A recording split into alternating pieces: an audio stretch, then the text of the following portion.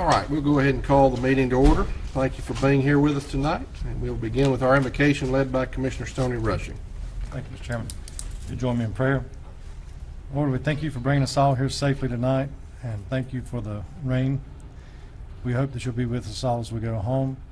We thank you for the opportunity to conduct the people's business, and we thank you for the leadership of these men up here on the Board of County Commissioners, and we hope that you'll be with us as we make decisions on the budget and other important decisions for the county. In your name we pray. Amen. Amen. Amen. Join us for the Pledge of Allegiance, if you would. Pledge allegiance to the flag of the United States of America and to the republic for which it stands, one nation under God, indivisible, with liberty and justice for all.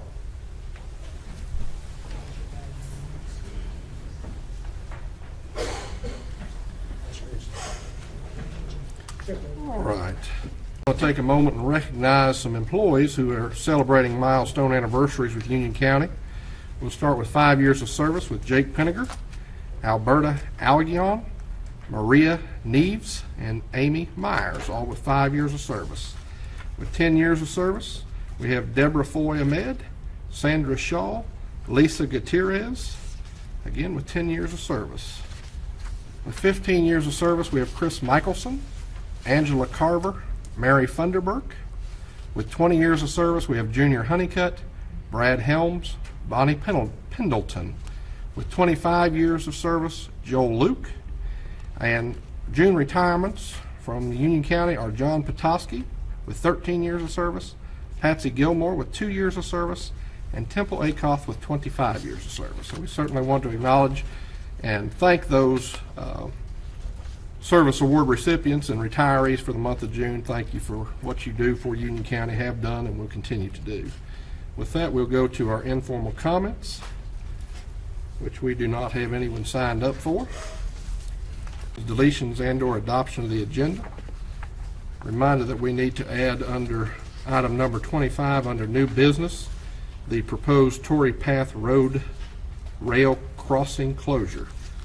If you'll entertain me with such, we'll add that as number 25 under the new business on the agenda.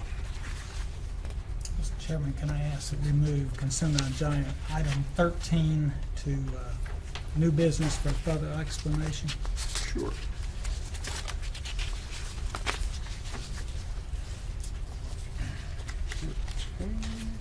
We will make that item number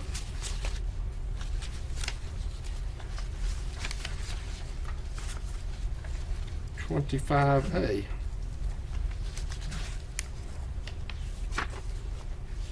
And that'll move the current item number 25 to item number 26. All right. All in favor of the agenda as amended, please signify by saying aye. Aye. Aye. Okay. To our consent agenda. Motion to approve consent as amended. All right. All in favor, signify by saying aye. Aye. Aye. Opposed, none. Okay. That will take us to item number 20 under the Emergency Medical Services Agreement. Yes, Chairman and Commissioners, I think over the last month or so, we have had meetings with each of you explaining the changes to the Emergency Medical Services Agreement. The two primary changes that were made, other than what I would say were more in keeping with how the operation is actually running from when we entered into the original agreement 3 years ago, were the addition of a community paramedicine program, and that's in order to reduce the number of EMS responses to recurring addresses, and the changes to the emergency response standard to priority 1 calls. Other than that, the agreement and the original concepts within the agreement remain fairly unchanged. In your agenda package, we included a clean copy as well as a red line copy of the agreement, of the original agreement. And this action this evening would take this agreement to, the next expiration date would be 2020.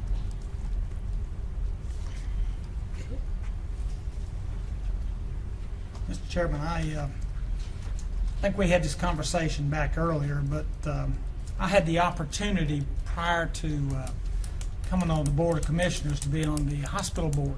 And the subject matter of community paramedicine was a hospital initiative. And the benefits were to the hospital because I think, and Ms. Campbell, you can correct me if I'm wrong, is Medicaid and payments for people returning back to the hospital too soon. I asked the manager to tell me of the reoccurring calls that we have, what the payment schedule was, and how this would impact us spending an additional $200,000+ of taxpayer dollars. And I last sent thing out I an heard from email. you was Yes. that they could not generate that information. The CHS does not have that information. They contract their billing to a third party. They were working with the third-party vendor to get that information. However, as I advised you all, I think it was last Thursday, I'm not entirely certain of the date, I know it was last week, that we were unable to get that information. You all had also asked for other information as it related to those 3,500 calls that we spoke of that were to recurring addresses over a 12-month period, and we were able to provide that information as to how many times those calls actually resulted in a transport, and how many, on an average basis, how long was a unit out of service, I think, which was 49.5 minutes, that each time they responded to one of those calls. So the concept in 3 years ago may have been for support of the hospital. However, and Mr. Teague, if he would come forward, I know he's very familiar with this program. When we recommended it to the board, it was in order for us to come up with an alternative as to how we dealt with, how we manage some of the calls that we're experiencing right now for a cost containment perspective. And if Curtis, you'd like to provide some background on the community, because I know there's a number of counties in North Carolina that presently use this and have done so successfully. There are. Originally, a few years ago, there was an experiment in North Carolina looking at community paramedicine. Generally, there's two reasons why you operate a community paramedicine program. One is to benefit readmissions to the hospital, exactly like you said. And the other is try to reduce the number of 911 calls that result in units being tied up or transports being made unnecessarily, if you will, to hospitals. The original 3 counties in North Carolina that ran the program was McDowell in the west, Wake in the Piedmont, and New Hanover in the east.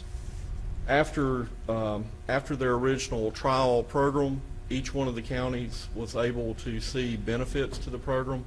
Since that time, numerous other counties around the state have instituted community paramedicine programs. The biggest thing that the program is designed to do is to look at the people that are routinely calling 911 for an EMS unit and trying to assess what their health level is. In other words, you may have a situation where someone is calling 911 numerous times, but if they would just manage their health problem better, they would not put the load on the EMS system and the 911 system like they are currently doing. What a lot of the counties have figured out is a lot of times just by going in and checking on the people regularly, they do not make those 911 calls and tie up units. They're able to help them regulate their medication. They're also able to help them reach out and find other services that may benefit the person, that keeps them from having to tie up emergency services, if you will. So those are really the 2 reasons why community paramedicine programs are put in place. This particular program that has been suggested by CHS equals 1 paramedic per day there will be 2 that would be hired, but there would be 1 on duty each day. And they would have a list that had been pulled from CHS's records, and they would go out and try to help those people to maintain their health situation.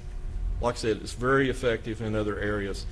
Will there be a benefit to the hospital? Yes, there could be a benefit to the hospital also, because a lot of the times the same people that are readmissions to the hospital are the same people that are recurring users of the EMS system. So there is a two-sided benefit to it, if you will. CHS is also having 1 additional staff member added at their expense to try to help manage the program and to relay and get other resources available to the people that the community paramedicine program identifies that needs other services. Mr. Rushing? Would any other, like let's say that a Presby in Charlotte or some other hospital or health organization, would they also be going out and taking care of those as well, or just the ones from CHS? My understanding is it is the residents of the county as far as the people that use the EMS system. So I don't think it's specifically associated with CHS. It should be associated with people that are using Presbyterian or other services. It's really associated from our perspective as to who is using the EMS system and looking at those calls, and I think that data we provided to you as to the number of recurring calls that we receive that tells us that there may be other issues that need to be addressed as it relates to patient care. Because as if you notice on a number of those that they weren't actually transported to a hospital. In fact, that they were able to have the issue resolved in their home, but they still tied up an EMS unit for that period of time while they were there. You said the average call there was about 49 minutes. Yes. Of these other three entities that did this, what was the improvement? What was the results of implementation of the program? The basic results is reduction in the number of calls made by those individuals back to 911 and tying a BMS system. As far as the individual numbers, I don't have that with me. The one piece of information that we got back was from a presentation that was made to the North Carolina Office of Emergency Medical Service, which we sent out. But as far as what that figure is exactly, I don't know off the top of my head. So we don't know if it's saved 2%, 10%, whatever. Because the nature of the beast, and I think our fire community as well as EMS experiences this. And I'm well aware of it because my mother's in a assisted living, and when she slides out of bed, they have to call 911 to put her back in bed. That's the policy for the center that they're in. And so some of that you can help, but some you can't. And the other question I wanted to ask is, you talk about giving them direction on their medicine and everything. What's our liability on that? That these paramedics give medical advice for these people that do or don't. What's our liability there? As far as, I don't want to speak for the legal office, but the level of liability should be the same level of liability that we have currently whenever paramedics go out on emergency calls, because they can only operate to the level that they are trained and certified. And the community paramedicine program in North Carolina has to meet the same standard. So whenever they're going through the drugs, what they're trying to do is make sure, for instance, if you have a person that has 6 different medications, they're trying to ensure that they are taking the medications they're supposed to take and that they're taking them the way that they are supposed to take them. So a lot of that is just communicating with the patient and trying to get them to understand what they need to do to try to help themselves, to try to reduce that call because they have not maintained themselves correctly. And Commissioner Helms, in reference to your first question, the information we sent out to the board on June 1st, in McDowell County EMS, they had 230 patients enrolled between April 1st, 2016 and October 31st, 2016. They had, out of that, 125,000 EMS transports and 125 emergency department visits avoided. Their cost avoidance was $102,833. In New Hanover County, over a period of 1 year, their call volume went down 32.7%. Their transports went down 27.9%. So they had a total, that relates to patient charges. And then in Wake County, they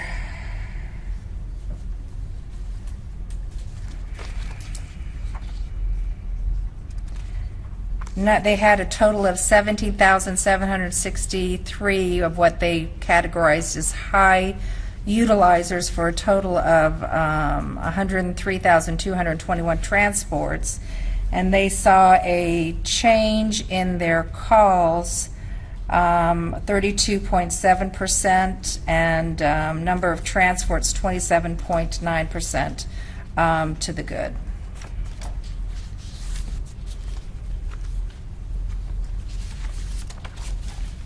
Any other questions for Mr. Teague?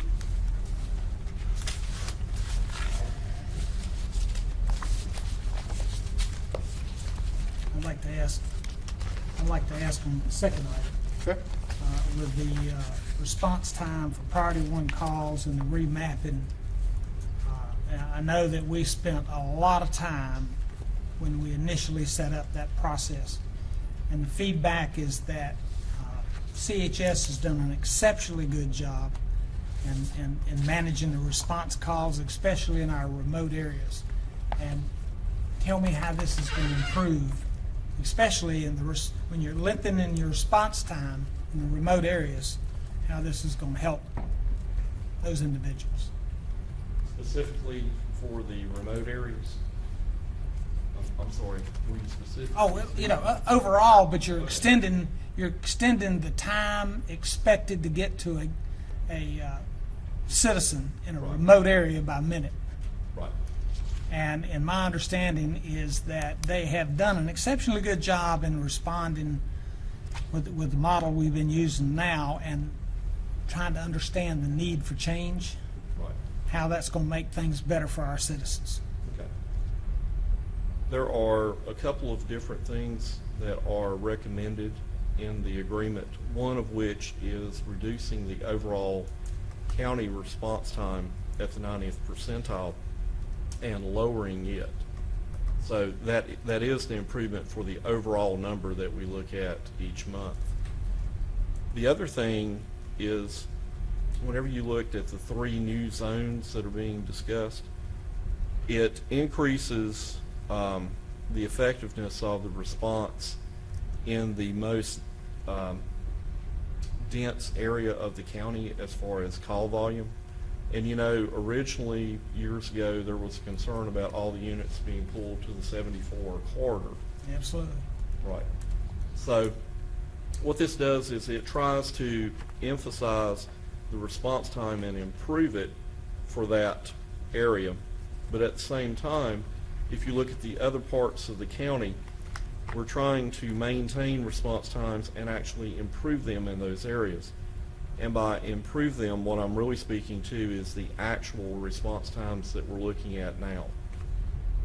If there was a map that was sent out that had the individual grids on it, and whenever you look at that, a lot of the more rural areas of the county, they are not meeting the 1429 all the time today, because you physically cannot get there within 14 minutes and 29 seconds all the time because of the road network and things of that nature. So really what trying to go with the 3 zones and the new overall time for the county is to try to have a very realistic approach of how we make those responses. With that said, there's not going to be a significant drawdown of the units that are there to protect the rural areas of the county. You have to maintain that protection also. So what I really think you're looking at is a more realistic approach to the numbers that we have, and it also opens the door for us to improve the response times to the majority of the county in the long run. Because if you remember 3 years ago, the original goal was to try to improve on the 1429. That was the desire. And this is the effect of that desire. So you made a statement just a minute ago that we weren't meeting the 1429 in those remote areas, so we're going to increase it to 15 something. That makes our numbers look better, but doesn't help our citizens. Well, to put it in perspective, whenever you look at that map, there may be some of those responses within certain quadrants, if you will, that are actually 17 minutes right now, because we don't run a lot of incidents within those areas. But like I said, because of the road and travel, connectivity and the travel node, it's hard to get there. So yes, that one number does go up compared to where it is right now. But you also have to remember the 1429 is not an absolute today. That's the time that they have to respond countywide I understand that. at the 90th percentile. And actually countywide in this contract reduces overall in addition to establishing the 3 zones. And it's all based upon the 90th percentile.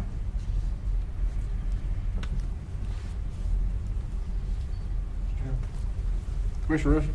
Yeah, and I remember listening to those conversations out in the audience, and the concern was back then is that, like New Salem, for example, that's, if you don't have something up there, it's going to be even harder to get it there in time. And with this also comes in a program that's going to move, with this agreement also comes in a program that's going to move them around to where the prediction is of where the next accident, is that correct? Are you- Marvelous, or what's it called? Demand monitoring system? Right. Yes.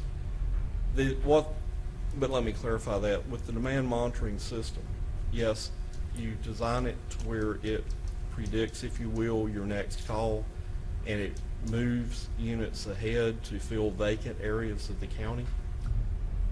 However, part of the way that it's set up, you use that historical data for your basic areas of the county. However, you can also maintain your coverage in the rural areas also. Both those can be entered into the program to where you have your perimeter coverage, if you will, and then you have your historical data coverage to where you maintain your overall coverage within the county. But we're looking at an increased response time in the more rural areas. It all depends. It depends on how many calls are already going on and how many units that you have in the area, which quite honestly is the same thing that it's dependent on today. When we switched over, what was our response rate? What happened to our response rate when everything switched over 3 years ago? The overall response time, if you will, went down at the 90th percentile. It went down for a number of reasons. A lot of that was trying to improve shoot time, or the time that it took the units to get on the road. There were a lot of other background things that were done to improve the response times that we had experienced prior to 3 years ago.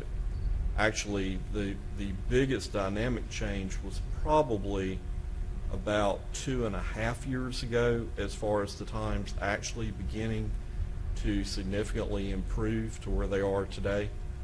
And today, for instance, they have no real problem meeting the 1429 at the 90th percentile countywide month to month. That seems to be a very stable number, if you will, which also is part of the reason to try to move that number down, to try to see improvement to the patients that they respond to. Did the response time go up anywhere? I honestly do not know if it went up in a particular census grid, what I referred to earlier as a quadrant. I can't tell you for sure if it did or if it did not. If it did, we have not noticed it. But the thing to remember is, as they get busier through the day, whenever the number of units available for responses goes down, the units are moved back around the county to try to cover what's left of the county. We may at times have 5 units left to cover the entire county. Whenever that occurs, they're strategically placed to answer the calls. However, there's some fairly good gaps between those 5 units, whereas usually we have 11 or 14 units covering the county. So a lot of times whenever we look on the map and we see those extended response times, it's because the system is already busy at the time, and it just takes longer to drive a further distance. And one last question. What are the assurances that the program that's included in this agreement will allow for those units to still be placed out in the outskirts and the outlying areas? Because we say we can do it, but because we can do it doesn't mean that we're going to do it. You talking So- about the demand monitoring system? Right. We will ensure that it's set up to provide countywide protection. We set the parameters. The county sets the parameters because the system sits within the 911 center. How, one of the things that Marvelous, you can demand monitor, Marvelous, we're all talking about the same thing. Call it what it is, Well, the reason why I'm not, I'm going to explain why I'm not calling it Marvelous, because there's more than one brand out there. There's different companies that do it. So I don't want to say that we're going to use Marvelous. We may use different versions, whatever comes back and is the best value through an So we're going to sign a contract, we don't know which program we're going to get and how it works. We get a program that works, and there are multiple vendors' products that are already being used in North Carolina. Here's the point I wanted to make, because one of the arguments that I've heard, it's 4 years ago when we were going through this and our involvement, what we found is how critical it is for the GPSs to be able to tell us where the supervisors, the ambulances were from the get-go. And I keep hearing that, we have problems with this program because it's going because our people have trouble. There's a firewall with the hospital. Hospital's very secure. With the HIPAA regulations and everything, they have to be careful with what data passes through. And so I'm hearing from the system that there's a problem with it being where the GPS is not correct in our comm center because of that firewall. So my concern is I know that there are 2 shift supervisors working each shift. I know the people personally, very knowledgeable people. I feel much more comfortable with them making a decision where to move these up and where to go. Plus my service background, if I don't know where my people are as a manager, I'm in trouble in the first place. So, we've got this problem with GPS not coming through the firewall correctly. And you're going to you just told me that this demand monitoring is going to be in the comm center. So automatically I question the reliability of it until we get the other problem fixed. So maybe we're moving a little too fast until we get some things worked out before this works. Curtis, could you explain how we have resolved the firewall issue, as well as what we do presently, our manual process versus what demand monitoring system will do? Thank you.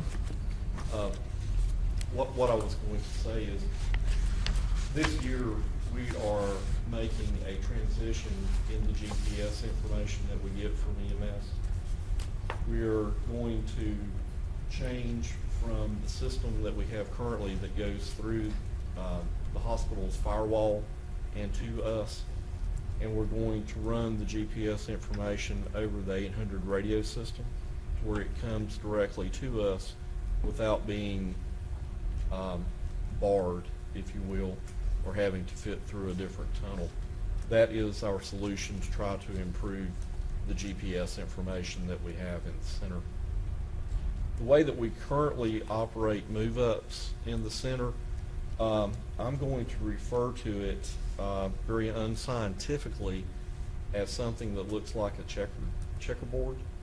Basically, you look at the county and you have markers for where the units are, And as units are dispatched, you take that marker, because that's now a unit that is being tied up. You slide it off the checkerboard and you start looking at where the vacancies are, and you predict where you need to move the existing units. So you are basically sliding them around on the map like playing checkers, for lack of a better term. Whenever you really get busy, it also begins to open the door for human error to occur. Because if you have multiple units that are now tied up and you have multiple vacant areas on your map, you have to use your best judgment about what moves where to try to maintain coverage.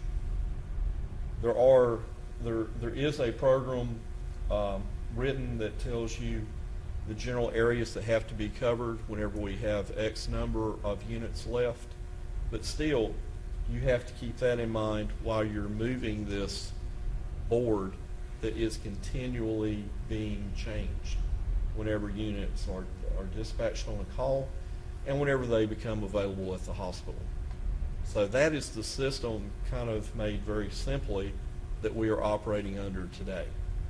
So I hope I've answered the two questions, but on the GPS, we feel like that the radio transmissions with the GPS in the radio will allow us to go through another unit and will give us live information in the 911 center, where we know where the ambulances are up to date.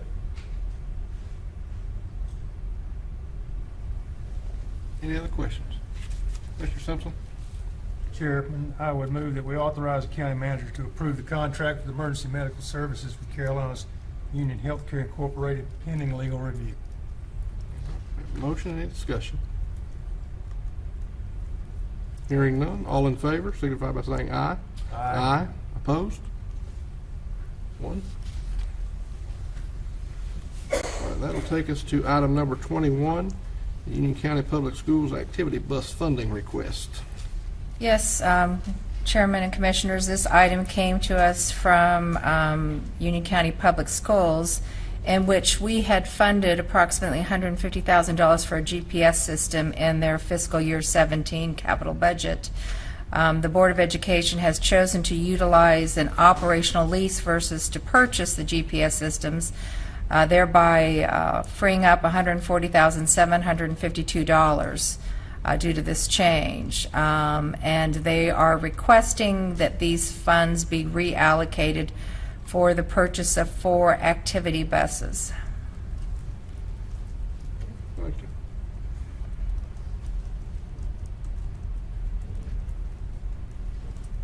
Commissioner? Yes, the 140,000 going toward the 779,000. My understanding is that the schools have an activity bus fund, and this is based on a conversation I had with the superintendent, that this, when you basically rent these activity buses, you pay a fee and or the driver and the fuel.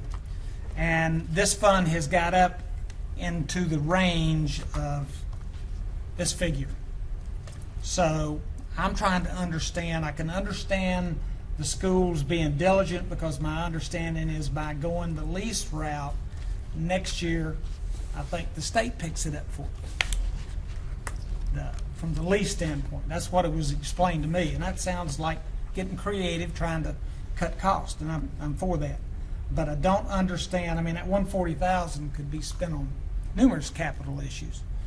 Why on the school buses when you have funds available? And I don't have an answer to that question. I would hope the schools do. Mr. Sides, do you want to attempt to address that?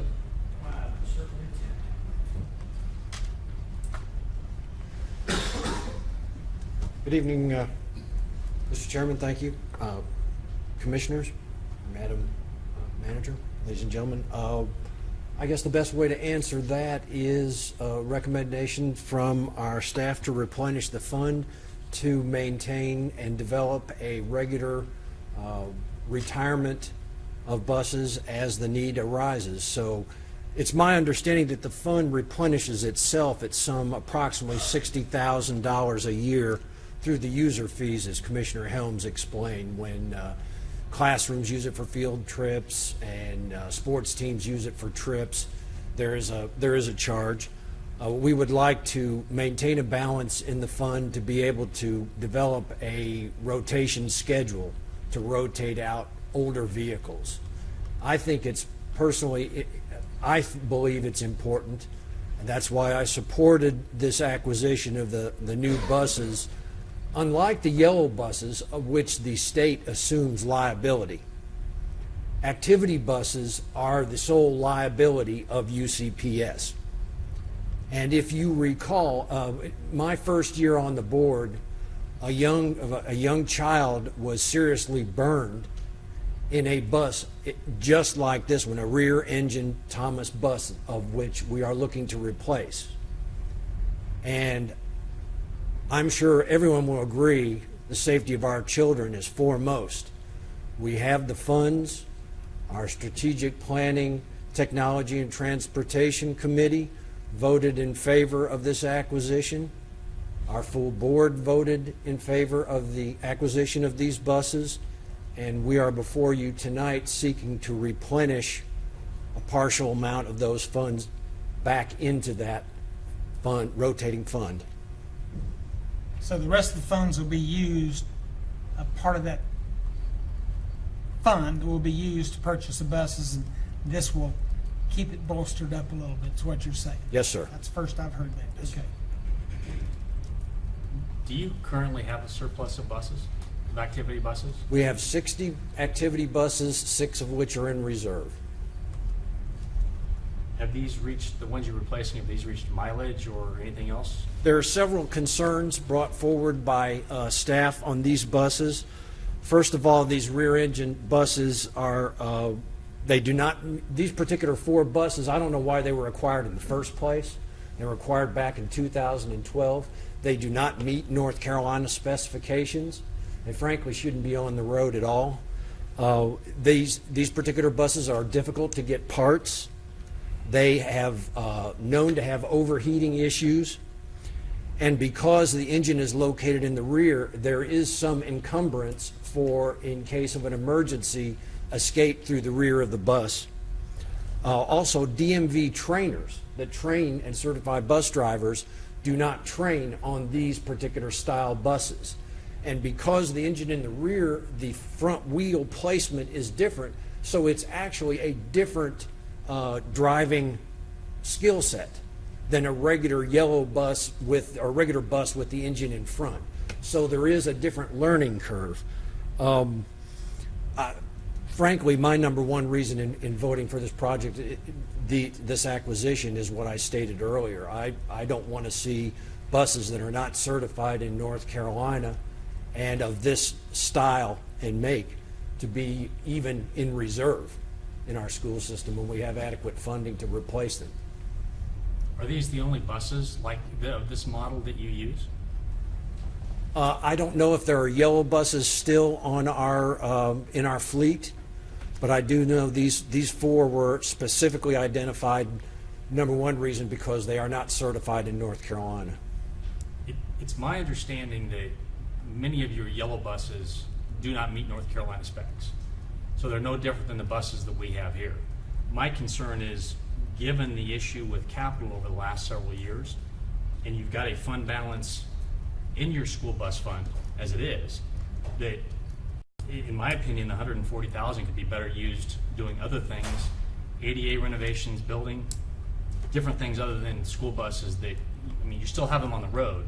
And I understand your concern from a safety standpoint, but if that was a significant issue, I believe all buses would be taken off the road, or there would be something in the budget this year to take all buses off the road that have this same issue.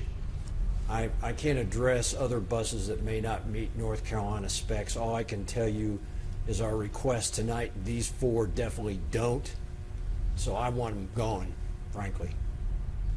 I guess to Commissioner Simpson's point, these are activity buses. They're not on the road every day, correct? Correct. So if you have other buses that you're stating are such a threat, in use every day, why are we not focused on those? Well, the yellow buses, the acquisition of them is an entirely different process. Regardless of the acquisition process, if we're talking about safety, and that's the reason for wanting to move these funds and remove these buses, Right. then I would see that it's far more inherent to take the buses that are in daily use that are, as you state, a threat versus focusing on these activity buses. It's my understanding that this fund can only be used to purchase activity buses and not the yellow everyday buses. But we would not have to put that 140,000 in the activity fund. We could put that in your general operating budget, could we not? Well, that's, of course, your discretion. Do you have funds, you have 779,000 in your current fund? Yes. correct? What is the cost per bus? Well, the total request divided by 4, 382,000 divided by 4, so you're looking at about, not quite, 90,000 per bus. So if we don't approve the use of the 140, there's still enough money in your funds to take out these buses, correct? The board has already voted to move forward with the acquisition of new buses, yes, sir. We will be moving So the forward. 140 is irrelevant either way regarding the getting rid of these buses. Well, I think it's relevant to enable us to have the funding to develop a worthwhile retirement program, if you will, for our older ones. I don't want to get in the same situation that we've all been through with issues like roofs, and we come to a critical point where all of a sudden we have, let's say, just to pick a number, 10 activity buses that it's time to retire or need to retire, and we have to come forward for adequate funding in order to do that because we haven't been on a systematic program of retiring them due to funding. So I'm trying to establish a method for us to look and work on down the future with existing funds rather than worrying at some point all of a sudden we reach a critical mass and we have to come for additional funding. Mr. Hills? Yes, is 382,000 the cost of the 4 buses you want to purchase? Yes. Okay, so that says you're going to have 500,000 left in the fund. Ballpark, There's 490. 770, 9, so it's about right, minus 382. $497,000. Yes. So, I agreed with you about wanting to keep some money in the fund with the 140, but when you already got 500,000 there, then I agree with Commissioner Simpson. There's probably some very needy capital items that could use that 140,000. It's the main concern. Now, I attended your board meeting on which this was first talked about. Yes. And the gentleman that was presented from your bus garage listed as not meeting state standards was because of the seat covers. So, I think that's one of the items that he mentioned, That lack was- of flame retardant. I'm not familiar with all the specifics. that's the only thing he used as an example that night. It was, really caught me by it. But I think you could find $140,000 worth of capital needs that would benefit the schools much better than keeping that slush fund higher. Well, I don't know if I would agree with the characterization of slush fund. I'm sorry, I didn't Yeah. mean that in a negative term. It's a fund for future buses. I think since the GPS project was associated with the buses, I think it makes it seems logical to apply that back to local funding to rotate out and set up a plan to do so in the future for the activity buses. So we're taking savings from an item that goes on the buses and rotating it, keeping within the parameters of the same program dealing with buses, if that makes sense. So we're keeping it in-house. Mr. Chairman. Commissioner Rushing? There's an item in our budget with the Sheriff's Department about officers that they can't make connections in the schools, inside the school buildings. And they're Yes, doing it's something our with it. bidirectional antenna program. What's the cost of that again? Remind me? 425,000, I believe. And they were at 425. Since they have the money for that, I mean, I know we're taking it, would be taking it completely away from the school system, but putting it to that, but for school safety, that money might be better applied there. I don't know that once we've appropriated it to the schools, that we can reappropriate it back to our uses. I So think, that's specifically for schools, right? well, right now that money is appropriated through a CPO to the school board for capital, for purposes of purchasing GPS. The process to change the purpose of that funding would be for the schools to come back and request that to use for how they wish to use it. I don't think you can change the characterization or change the appropriation of that without their coming back to you. What's the future of the GPS program? Is the future as far as moving forward with it? It's my understanding we're going to be moving into a capital lease and installing the equipment. And so that 150,000 wouldn't be used for that at all? Correct. At any point in the future? 140,000, correct. Commissioner Rushing, to your question, is $450,000 for the bidirectional antennas.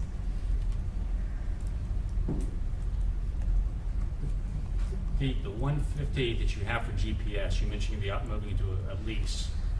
Is that included in this year's budget request? Yes, it is. I believe it's in the capital request, yes.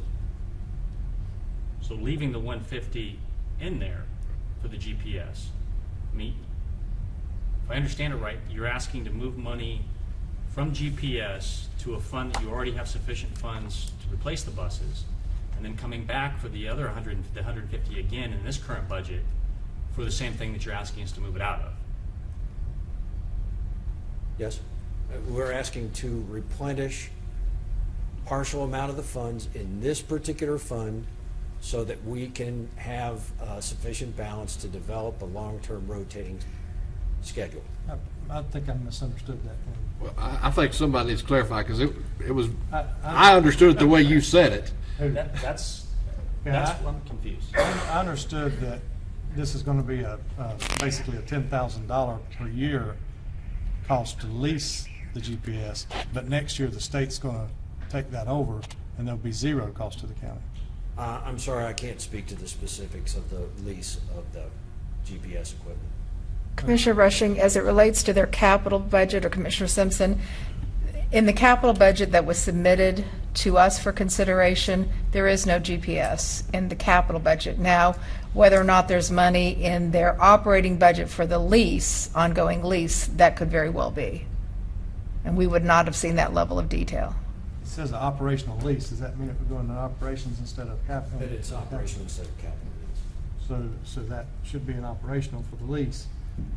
Is the state, who said the state was going to pay for it? That's what some of the peer board members shared with me, that once they go into this program, then there's a grant process that'll pick it up future years from the state. And I think that getting creative, trying to find ways to support you, and I commend you for that. But you made a statement a while ago that I have a little concern with, in that, keeping it in the same fund as a requirement is like saying that you've got money left over from roofs and you can't use it on a chiller. But yet it's capital expenditures. So, it's mine. Jeff, maybe you can correct me, but if you've got $140,000 in capital, we could move it to fix the chiller. You can, the $140,646 was appropriated as part of 2017 capital funding. And my understanding, if it's like the radios, which I'd assume this would work like the radio program, the state will pay for the lease and upkeep as long as it's attached to those buses.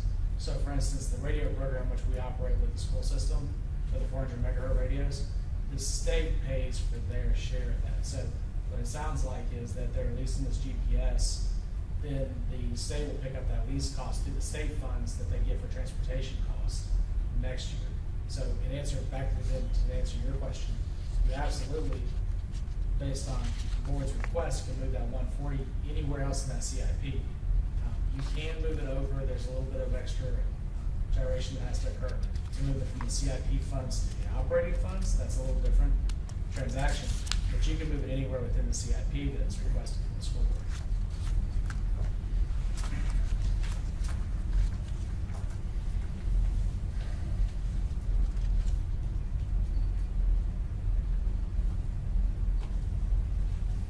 Well, I know where I'm at, fellas. I can't support that. I don't understand this enough to even begin to understand why we need to move $140,000 into a fund that already has $800,000 in it, to spend less than $400,000 to buy new buses, only to bolster that fund. I can't go along with that. So Well, maybe it helps to look at it this way, that if the fund generates approximately $60,000 a year in fees, it's going to take a while to be able to, it's going to be easy to drain down the fund, another 4 acquisitions, and we've drained the fund down. So by helping maintain a balance in this fund, that gives us more flexibility as far as being able to retire these. how many total activity buses do you have? 60. 60. Okay. And 6 spares. Okay. So a total of 66? Correct. Okay. No, it's 6 of those 60 are spares. Okay. So 54 and, okay. You already have extra capital in your leftover from your roofing projects, correct? Beyond this 150. So you've got 150 that you want to move into another account and pull it out of capital, and you still have another $500,000 from the Newtown roof that is left over that is not going to be done because of a warranty claim. So the money's there, whether it's the 150 or the 500. I would just, I mean, my But we my have to come to preference you would to be- ask to put it where we're requesting to put it. But I guess my concern is the same as Chairman's. When I look at the budget of the fund balance of $780,000, at the end of the year, if it's replaced by 60, you're going to be up to roughly $840,000. Even taking stuff out, you can replace buses every few years. And if it gets to be an issue, then it can be part of your capital to come to us if it's an issue. What I'm hearing is there's extra money and you'd like to replace the buses and just want to replace the funds, but you're not expending the funds to replace all of your older activity buses. You're leaving a significant fund balance in there and just using this to offset some of your expense. Because an actual rotation has not been determined yet. We don't have a long-range plan in place yet. Next year, we want to retire this many, it's going to cost this much, or a year after that. And my preference would be, do you leave the 150 in capital and handle some of the pressing issues that we've heard about over the last several years? And next year's budget, when you guys come up with a replacement schedule, that we incorporate that into the funding mechanism to make sure that it's an ongoing replacement schedule, rather than just one and then make a determination on how it's replaced. That is your prerogative.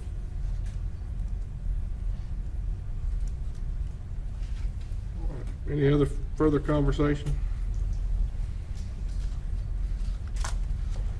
Hearing none, we'll move to item number 22, UCPS request. Yes, Union County Public Schools realized a total savings of $173,082 in the HVAC upgrades they did at Sun Valley Middle School. They wish to take those savings and appropriate them as follows.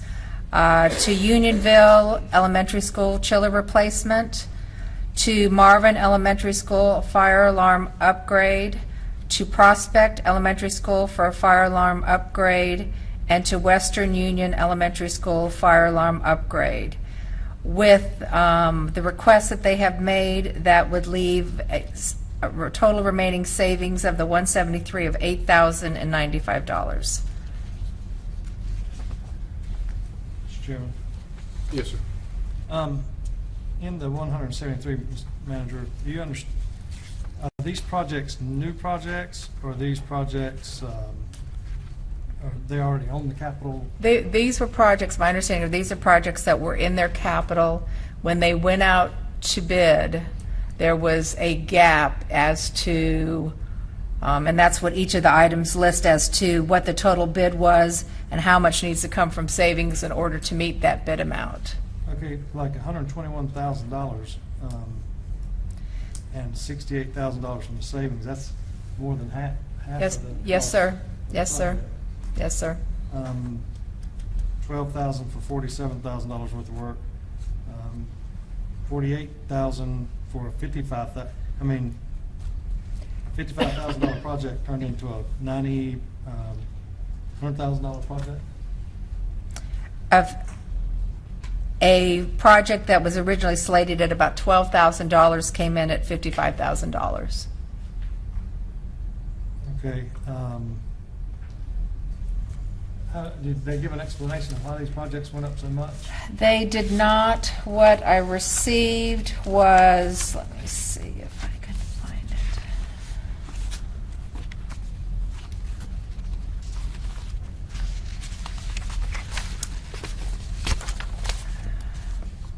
What they provided to me was their budget. For example, the Unionville chiller, the budget was $52,500. The bid came in at $121,417. On the Marvin Elementary School fire alarm upgrade, the original budget was $35,000. The bid came in at $49,336.79, but then they also had soft cost that needed to be accounted for in the amount of $8,636.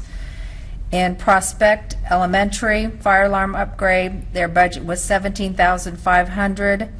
The lowest bid was $51,264.29 plus soft cost of $44.06. And then in Western Union Elementary School, their budget was $18,500.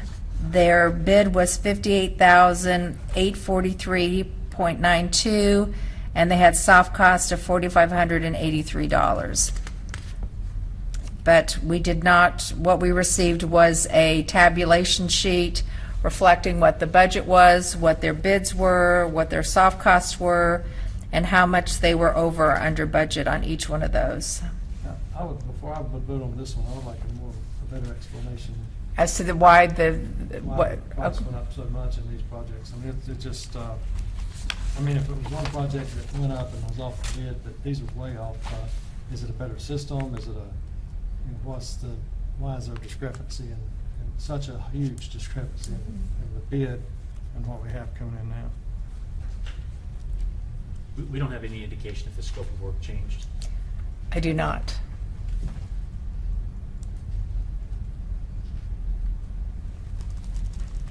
You know, I just want to make a comment. If you look back prior to our current board, a lot of these estimates were grossly underestimated.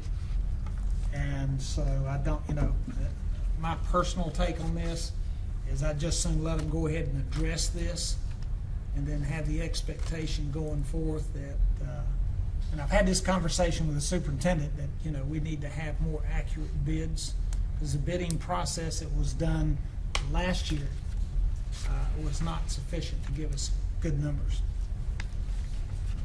And to Commissioner Helm's comments, as we have heard on the roofing projects, and that some of the estimates that were put into prior year budgets were years old, the numbers that they use as part of their budgeting process. I do not know if that's the case here, but we do know that that had been the practice in some other situations. I'm really curious as to how you go from, on Unionville, you got a $68,000 difference, is that right? Yes, sir. I mean, certainly there had to be some, maybe they left off half the building, I don't know, when they looked at it originally. I don't have that information. Well, unfortunately, I'm not comfortable making that decision. I can't support it. I mean, if we can't get accurate bids from staff or the board or whoever, I have a hard time supporting that. I'd like to make a motion. All right, I'll entertain such. I make a motion that we delay this request until our next meeting and direct staff to inquire as to why, and maybe have somebody from schools here to explain the discrepancies, if it's old bids or what's going on, because, you know, are we going to see a savings on these projects that's going to move into something else, or is this, are these accurate new bids? Just get a little bit more information. Okay, I don't, I'll give this disclaimer, I don't serve on the facilities committee, but I'll try and share some light on this. The original cost estimates were from the 2009 capital improvement plan. So they have some age on them, as well as because a unfortunate byproduct of the improving economy, it's becoming more and more difficult for us to get bidders, reputable bidders, to engage in these projects. I know on certain projects we might put out 7 requests for bids and we're lucky to get 3. So there's much more, the contractors are busier in the private sector and then choosing over a public sector job. So it's a combination of the two. The original estimates came from a capital improvement plan that's now some 7-8 years old. And because of the changes in the economy, it's getting more difficult for people to bid. So if they figure they're going to bid, naturally fewer bids, prices go up. It's my understanding it's a combination of those two factors that's pushing out around. And that seems completely reasonable. I'm not saying that there's not a reason behind it. It's just before we vote to spend that much, you know, before we look at moving it over, I'd like to understand a little bit better why. Because, you know, with the roofing situation that we had, you know, we all kind of had some light shed on some things in that. So just to do for due diligence. I can't give you a case by case what happened, you know. And I knew that you were not on the facilities committee, so I didn't want to put you on the spot with that. But that's okay. I drew the short. there's not a hard 2-week deadline. There's nothing going to happen in 2 weeks that we can't. Our next meeting is July 17th, Oh, okay. I think, and I don't know. I was not provided as to when these bids. Yeah, the bids expiring. I don't know the schedule on those because some get time sensitive that bids will expire. I don't know the timing on these projects. What amazes me is that a alarm system should have been let go. I mean, when we could have paid $12,000 less, or $13,000 less. We're in the wrong business, Stoney. Well, when we could have done that years ago and paid a lot less money, and you know, I don't understand maybe why some other decisions were made in that time period by the Board of Education. I know that you're not to blame for that nor part of that, but it just doesn't make a lot of sense right now. I would agree with that. On the bid tabulations, it looks as if the bids were opened on May 4th, but I don't know how long the bids are good for. That's not information they provided us. Normally you'd have more time than that to make a decision, right? You got me. I couldn't tell you. Typically, It would we vary have case 60 by days. case. Where does that put us? End of July, so we'd have time to make a decision. Beginning of July. Beginning of July. Yeah. Get the work done in time for school comes back. So let me make sure, did I hear you right that this was part of the 2009 budget? The city capital improvement plan, yes. Okay. Yes. Okay. All right. I have similar concerns to each of you, that it's significantly over budget, and I would be curious to find out if the rest of the estimates are this far off on the capital. Given that it's chiller replacements and we may be bumping up against a deadline on here, I'm okay with supporting it because of the timing, but I would ask for a little bit of background from Board of Education so that I have a better understanding going forward why this changed so much and what that impact would be on any other projects that are out there. All right, now we do have a motion on the floor, so Commissioner Rushing, you can either accept a friendly amendment to your motion or withdraw it. What if I amend that to say that barring another meeting between now and then, between now and the time the budget would be done, that we approve the manager to make, you know, to do that unless we have another meeting. If they come back and, you know, of course, you can share with us any information they may have, and we give the authority to the manager to approve that based on the information that we get, and unless we have another meeting between now and the time the bid is up. That way you can find out when the bid is up. That's a long motion, isn't it, Lynn? I'm sorry. That's okay. We can find out when the due date is actually, and we can find out more information about the subject. But if the manager needs to make that call in order to get it under the wire. So the motion that as I understand it, is Authorize the that, manager. that you're requesting that, let me make sure I got this right here. We're going to authorize the Union County Board of Education to transfer funds for the following projects as such, and we're going to allocate that authority to the county manager, that in the event that the school system provides information that does not conflict with our next scheduled meeting, is that? Yeah, that we can get in, like if we have if it's gonna be August the 1st, then we can take it up in July. But if it's not gonna be, if it's gonna be July 1st, then authorize the manager to go ahead and approve it, or to go through with it. But, because we don't know when the. Lynn, did you get that? Mr. Chairman, it's not entirely clear to me that the board can delegate that authority to the county manager. This pertains to moving money in the school's budget. I think that's a board action that needs to be taken, one way or the other. I'll just keep the original motion. Commissioner Simpson? Mr. Chairman, no disrespect to the school board, but I would go to Mr. Rushing's original motion. If it had been that critical, a situation with chillers and this kind of thing, certainly they could have had someone here to explain the details. So I would prefer to have more information before I make a decision. So Commissioner Rushing, would you state your original motion? To delay until we get more information. All right.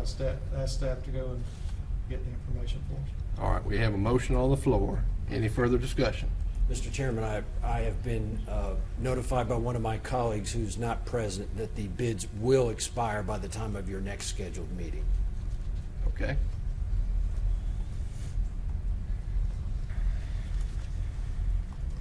Any further discussion on the motion? All in favor signify by saying aye. Aye. Opposed? Nay. 2.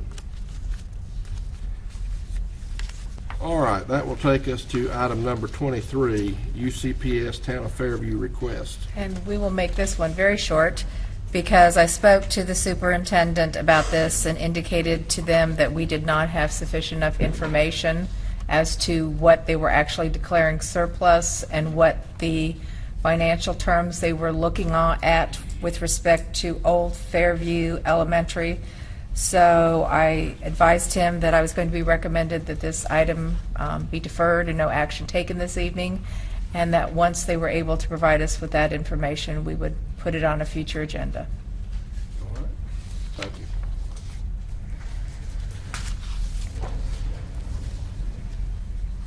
I'll make a motion that county staff, as the county staff has recommended, that we defer this item pending further development by UCPS. Any discussion on the motion? All in favor signify by saying aye. Aye. Opposed, none. All right. That will take us to item number 24, appointments to boards and/or committees.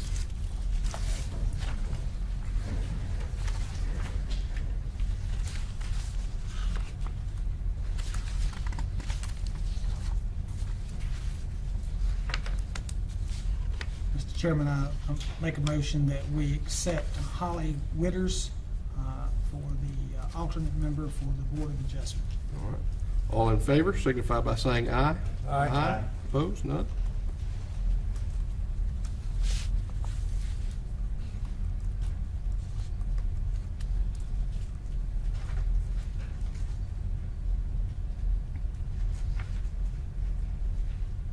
How many positions on the adult education and literacy representative?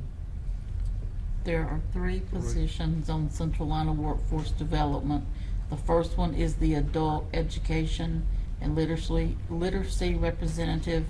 Ms. Suzanne Hearn serves on that, and we had 2 applications, Ms. Hearn and a Ms. Kehoe. Motion to appoint Suzanne Hearn. Reappoint. All right. All in favor signify by saying aye. Aye. Opposed, none. Motion to appoint Nancy Rutherford as private sector representative. All in favor signify by saying aye. Aye. Opposed, none.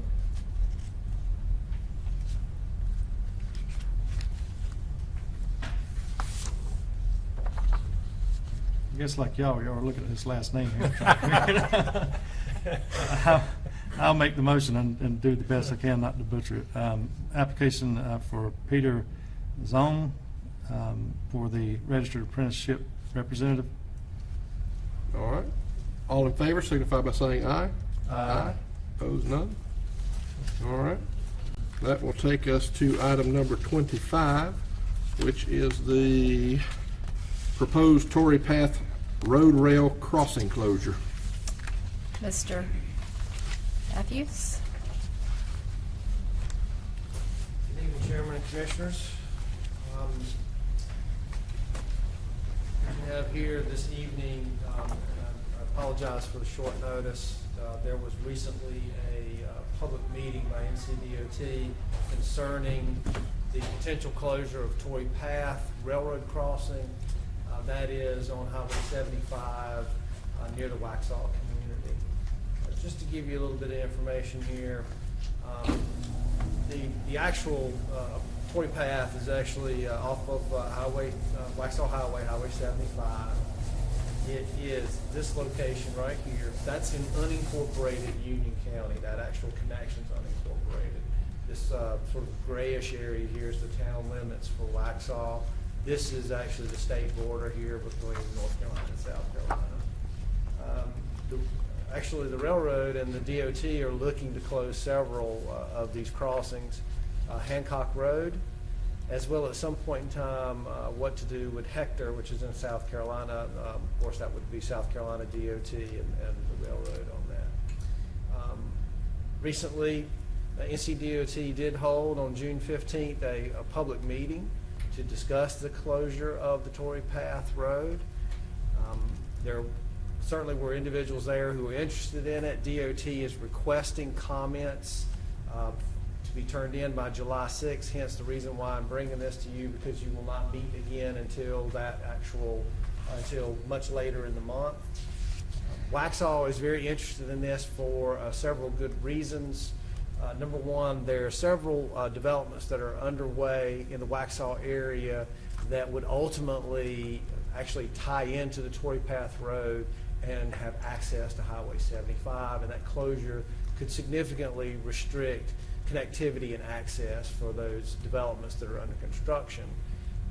Waxhaw has indicated their concerns because of the Millbridge subdivision, which is a 2,000 lot subdivision, very large subdivision under construction now. And just to show you Millbridge, this is Millbridge plan here. This is the connectivity here where it would actually ultimately connect with Torrey Path. This also has a connection into South Carolina to another 2,000 lot subdivision in South Carolina called Walnut Creek. Again, that also has a connectivity to Highway 75. Waxhaw has indicated that ultimately what they'd like to see is if there is an effort to close Torrey Path, that there may be some connection between Helms Road and Torrey Path, or at least some improvements. Again, those are all speculative at this point. As I told you about Millbridge, this is just to show you that there is already a planned connectivity for Torrey Path. This has already been purchased by the developers from Millbridge. That's the connection that would ultimately tie into Torrey Path.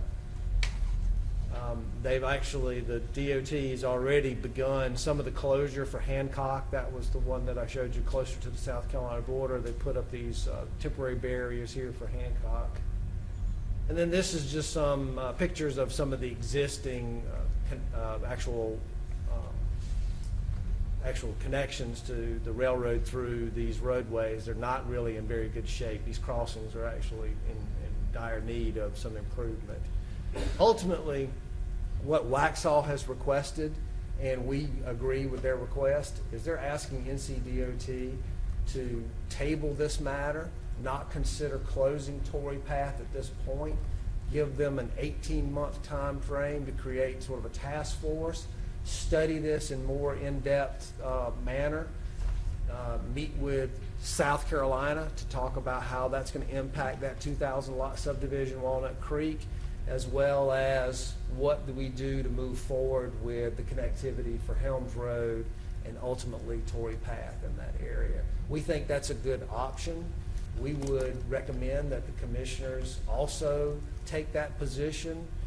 If you were to take that action tonight, then I would draft a letter from my office to DOT expressing your comments and concerns as far as having an 18-month time frame to study this in further detail, unless you have other comments that you would like for me to include. I know this is quick, but we just found out about this recently. We attended the meeting on the 15th, and we've identified there are some very significant issues that we think do warrant a study period. I'll be happy to answer any questions you might have. Thank you. Any questions? Mr. Rushing. Motion to consider supporting Waxhaw for 18-month delay to study this, and you took it away too quick. I was going to read it off the book. And the other thing, well, staff, motion to forget the staff is requested. All right. Any discussion on the motion? I'd like a couple questions quickly. Is this a signaled intersection? It is not at this point in time. It does not have the, oh, I'm sorry, actually it does have the crossbars. It is one of the few that actually has the crossbars at that location. And it doesn't look like it's been maintained for some time. Is NCDOT going to continue to maintain this during an 18-month period?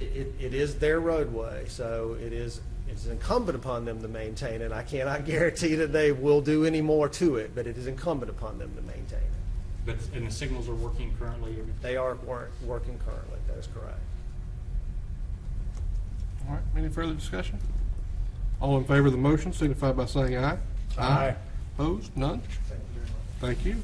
That'll take us to item number 25A, which is item 13 from the consent agenda. Vice Chairman? Yes, I'd like to understand this more. One thing that I find, and maybe I just interpret it incorrectly, but you get down to action requested to approve budget amendment 19 and want to understand better the ties in. I've got the numbers, but if you have them, that's fine too. Go ahead. I was going to quickly kind of explain where we are in the process.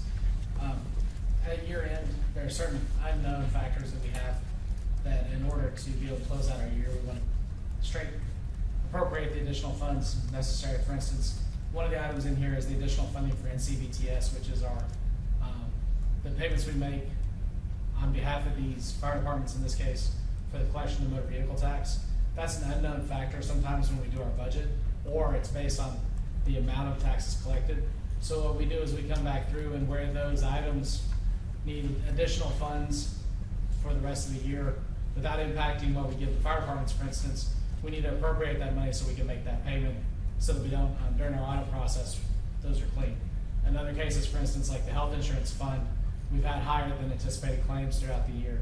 So this is a year-end budget amendment that straightens out some of these unknown factors that we've had throughout the year.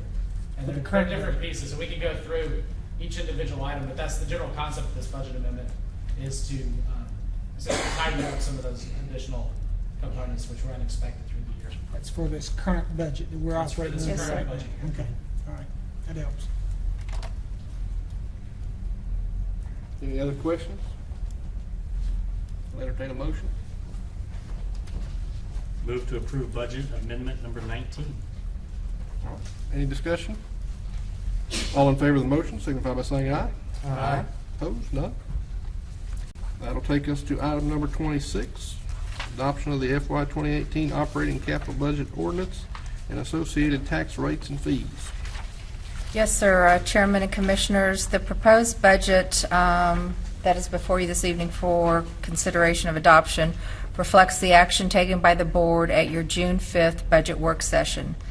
This action included reducing general government tax rate from 27.82 cents to 27.04 cents, reducing the school tax from 45.72 cents to 44.50 cents, and adding the voter-approved general obligation tax at 3.09 cents.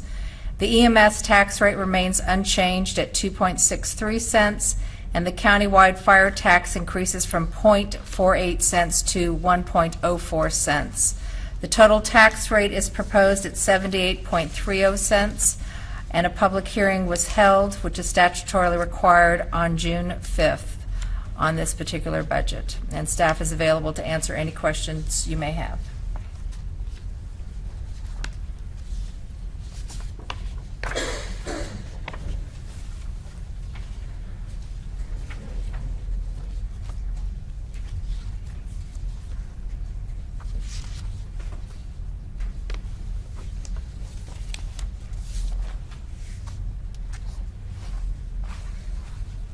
Bear with me, I'm trying to find my place on here.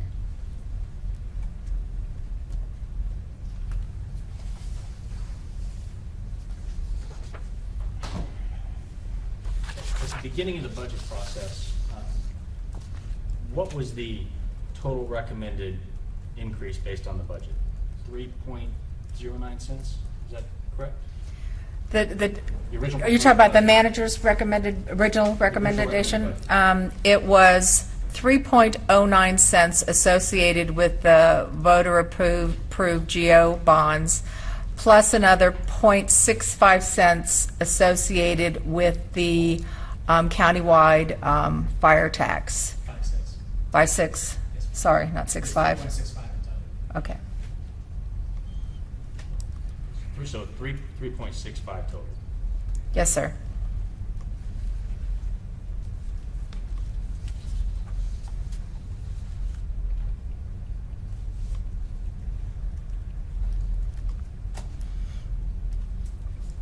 And I think associated with that was a proposed spending of in the neighborhood of about $10 million in additional government expenditures, staff, i.e. other items on that. I have to say I have a lot of concern with the fact that we have, and it depends on whether you're talking, I've heard it 7 million, I've heard it 12 million, but yet we're going to raise taxes with that kind of excess revenue. I just cannot buy that. I mean, we've got revenues if we need to absorb some of these costs. When I look at what came back, the schools were going to forfeit up 1.22 cents of the proposed increase. And is that something they agreed to? The schools, the facilities committee considered the $3 million that was requested by the action that was taken by the Board of County Commissioners, and the chairman sent them a letter to their chair. The facilities committee met. They made the determination to take no action on that item, and therefore it did not go to their full board. And the message that was conveyed to me by the superintendent that I sent out to the board was that their originally submitted budget is their budget. Okay. And I noticed that we, the county, brought forth about 4.4, which is significantly less than what we're asking the schools to do. And that's because really the general government of the $400+ million of this budget, we only control about $130 million of that, and $30 million of that is associated with the sheriff. So those operations that are under the county manager are only about $100 million. So as we discussed at the June 5th budget work session, we were looking at a proportional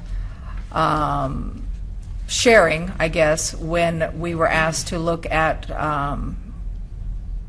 not completely eliminating a tax rate, but trying to get to a two-set reduction from what had originally been recommended by me as the manager. And the school's portion of the budget, when you look at debt service and their budget, is significantly greater than general government. Well, and I respectfully disagree with that philosophy. Okay. That one, it's something I think we need to work with our school board on. And like I said, there is a lot of fluff in there. I call it fluff. In the neighborhood of $4.5 million that may still be on the plate. And you know, what you don't see is that your fire tax, and I know some of you live in the Mineral Springs district, your fire tax is going up 2 cents because the fire tax is going up itself, and then there's this county tax that's going to hit all entities of the county. And when you've got that kind of excess revenue, I think we can come up with a better solution for spending our taxpayers' dollars instead of spending everything we got and then taxing them some more. And that's just my personal opinion.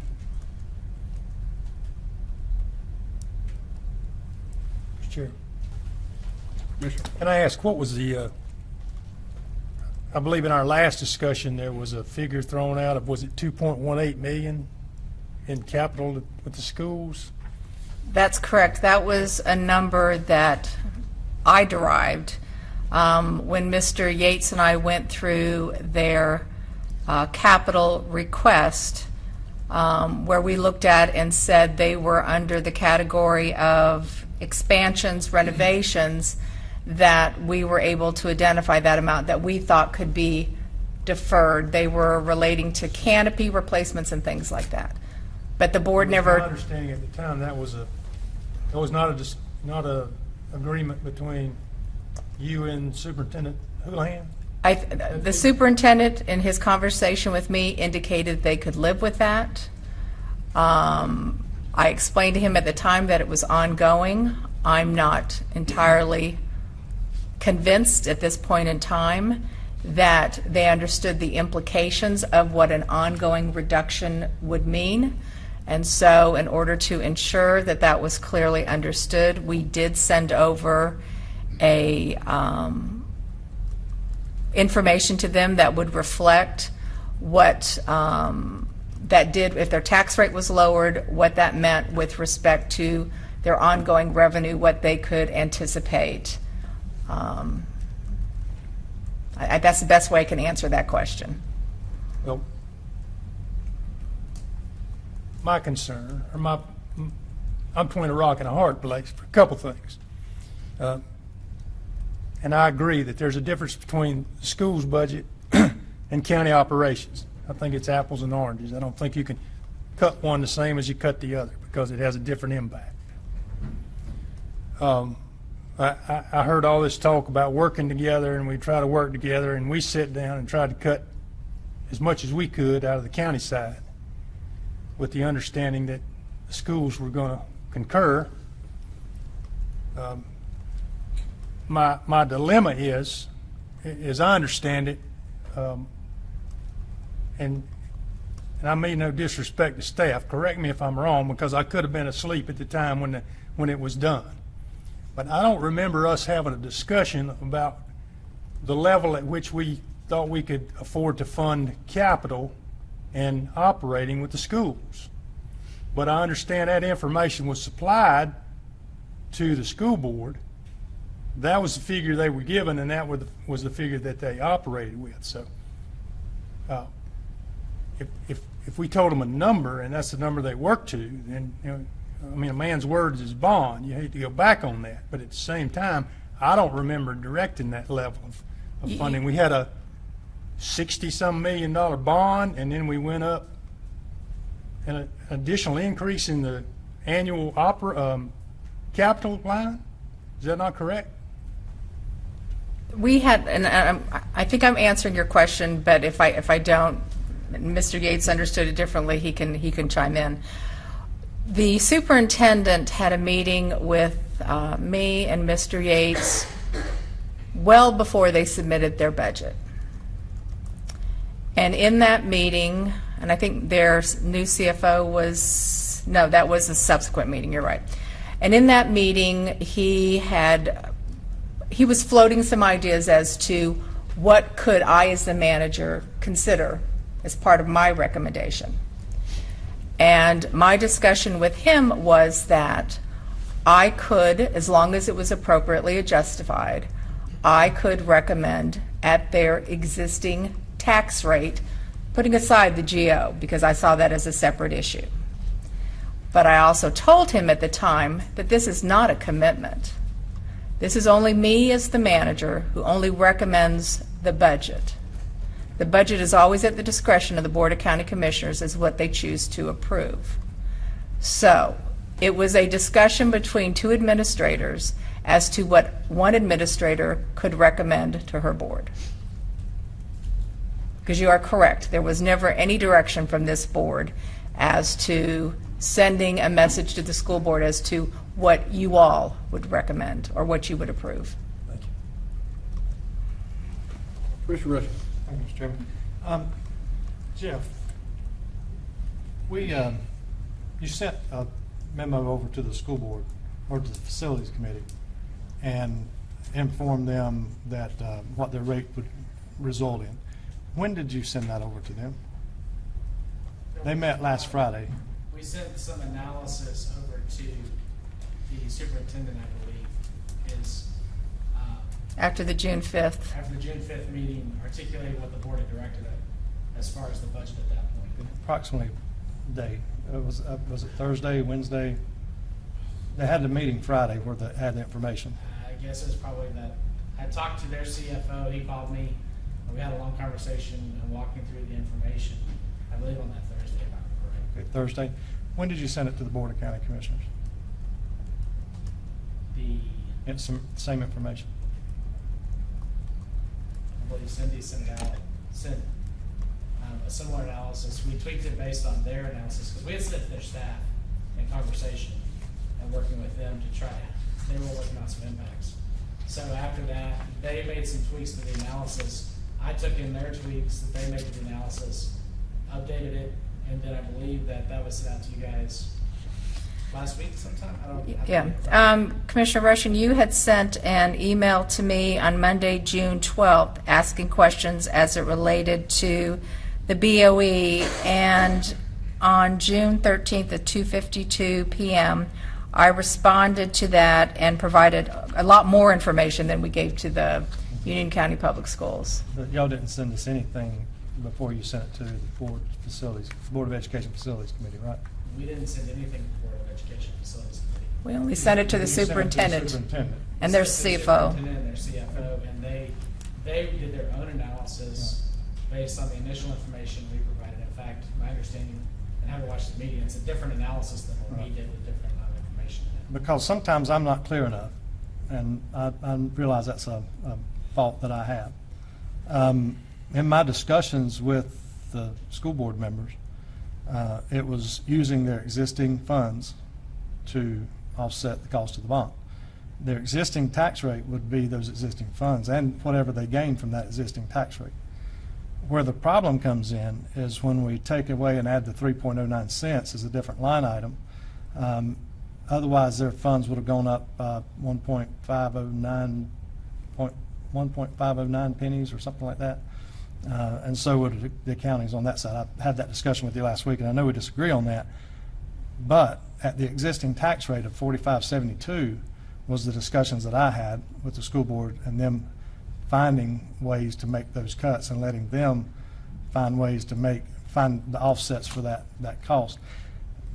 That being said, their portion of the 3.09 should start disappearing. When they go to 44, when you took them down to a lesser rate, that's not what I was discussing with them. That wasn't a discussion I was having with them. So actually, we would have got more than $3 million. It would have been $3.7 million roughly if they would stay at the existing rate and that their portion of 3.09 start going away. But I'm not ready to vote on this tonight. I asked to see what it would look like if those rates were given to both boards instead of separated as a 3.09 line item.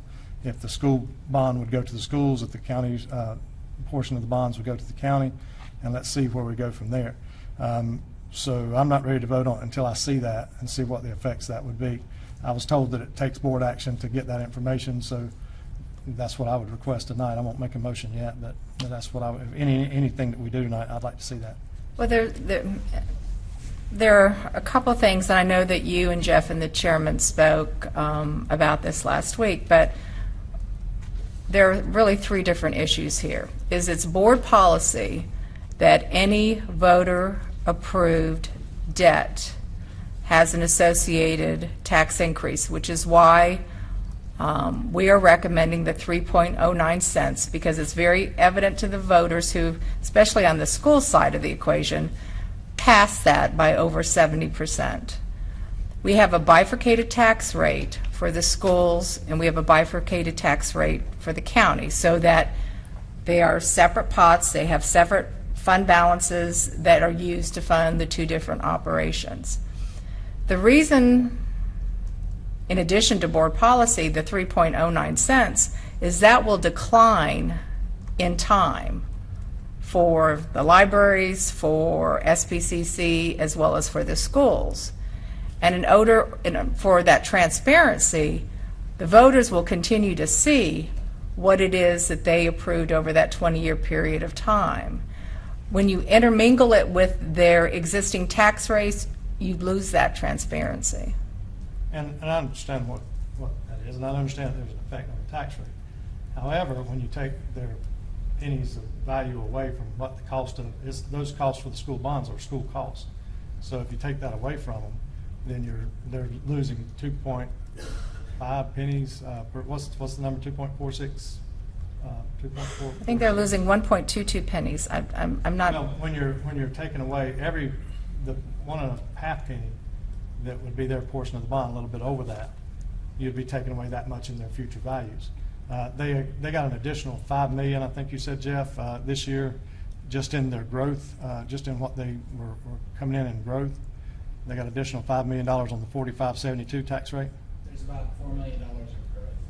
Okay, so $4 million in growth.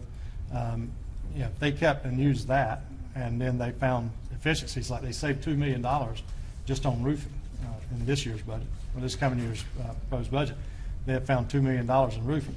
So they would like, the discussions I had is they would like the opportunity to decide what they needed to do. And they were okay at the time with going with their current tax rate and using those, finding those savings to offset their portion of 3.09. They weren't okay with dropping their tax rate to 44 cents because it's almost like they paid twice, and that's how they felt, and that's how it kind of looks. And that's kind of what I believe is going on, is they're paying twice for it. Not quite twice, but almost twice. $3 million additional to the 3.7 that they were trying to find savings for to cover just don't work out. So I would like to see it split out and see what it comes back without the 3.09 separate line item, because that would give them an additional funding that they could use for cutting, and that would give us our portion of it. Right now, the county gets the whole portion unless, like you said the other day, there's no benefit if we can't pay it off faster, is what you told me. We can't pay ahead, so there's money going to be there. Where's that money going to go? The only place I can see it going is into the reserve fund. And if we're using it in the reserve fund to do something else, then we're seeing the benefit of that and the schools are not. And the other thing I'd like to see is to know exactly how many in millions of dollars that our 28% reserve fund, what is the 8% left over in that reserve? How many millions of dollars does that represent? So if we have to have a 20% reserve fund, how many millions of dollars is in that fund at 28%? I think that last question, you provided me that information. Mm-hmm. I haven't seen that, so. Yeah, we can hand it out. Can I ask a clarifying question, if I may, Commissioner? Let me be sure I understand, because I thought we answered the question, so I want to be sure that I understand the question, but I may not have answered it completely. Are you suggesting that the school's tax rate go from 45.72 to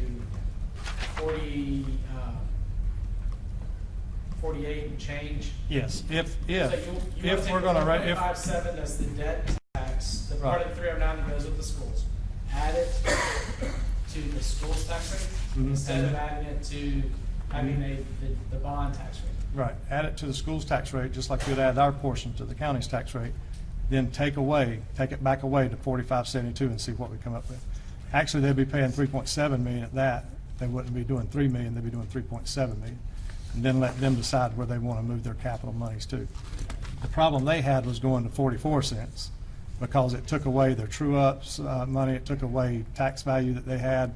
It takes away a lot more money from them to drop them to 44 cents than it does to leave them at 45.72 and let them make the decisions on how they make up the difference. Well, if I could clarify just the debt rates for just a second, because I think there may be a little, here you talk about the true ups and whatnot. I want to be real clear. The 3.09 rate for debt is set so that you build a debt reserve early on that allows you to keep that rate as low as possible. If you were to push, and I believe we have provided this analysis in one of our presentations, if you push the full cost of the debt into their existing tax rate, then the peak year of that debt is $5 or $6 million, not 3.8 million. The reason why it's only 3.8 million in the first year is because you're building that balance so that in the first year you don't really have any payments because we haven't issued the debt yet. So that once we issue the debt, we can pay out of that reserve balance and keep the rate low. And if you go to a just-in-time version, which is kind of what you're talking about, if you go to that just-in-time version, the peak year debt service is a little over $10.2 million, the majority of which, a little over half, goes to the schools, the other part coming to the county side. So we would be in the same boat where if you push that into our existing tax rate, or if we didn't segregate that out into its own balance, then that peak year debt service is more than that one part. In addition, there's no benefit to either side of the fund balance because it's designed to, over time, draw that balance down to eventually where it's zero. So there wouldn't be any true up, there would not be any usage of balance, if you will. All that money stays with that debt rate because it's in its own separate fund, in its own separate bucket, if you will. Okay, but you sent them a note that they were going to lose $30 million over how many years? That's the impact of the reduction of $3 million. Right, to go to 44 cents. So if we kept them at 45.72, which is their current rate, and let them decide how they want to spend that money, that was my discussions with them. Staying at their current rate and using their money and finding ways to live within that current rate with paying that bond debt down. Just like you're saying, just like we're planning to do now, just like what you need to go up front, nothing's changed with that. They're just going to have to find the money in the $18 million that they have for capital in order to do that. The concerns were, and we've discussed it many times, is are they able to spend that much money in a year? Are they able to spend 11 million, 10 million, 12 million? What's that number? They were willing to look at that and work with that until the memo came over that said they were going to be less $30 million in a few years. And now they're not so willing, and I can understand why. It's just I don't like the way it was done. I don't like getting the information after they got it, especially when I'm going to have to explain it to them. And I know it makes me look a little bit foolish to be going out and trying to work with them, but that's what we told them we were going to do. The voters gave us this school board to work with, just like they gave us the bond vote. And if we're going to spend every penny of growth revenue in order to get to a 3.09 cent tax increase, that's the only way that either one of us stay at that current rate. Any cuts that they would make, any cuts that we would make, would be negative to that number that comes back if we take it out of our tax rates and don't start whittling down that bond rate. So again, tonight I'm not ready to vote on a tax increase, and if one's proposed tonight at all, I'm not going to vote for it.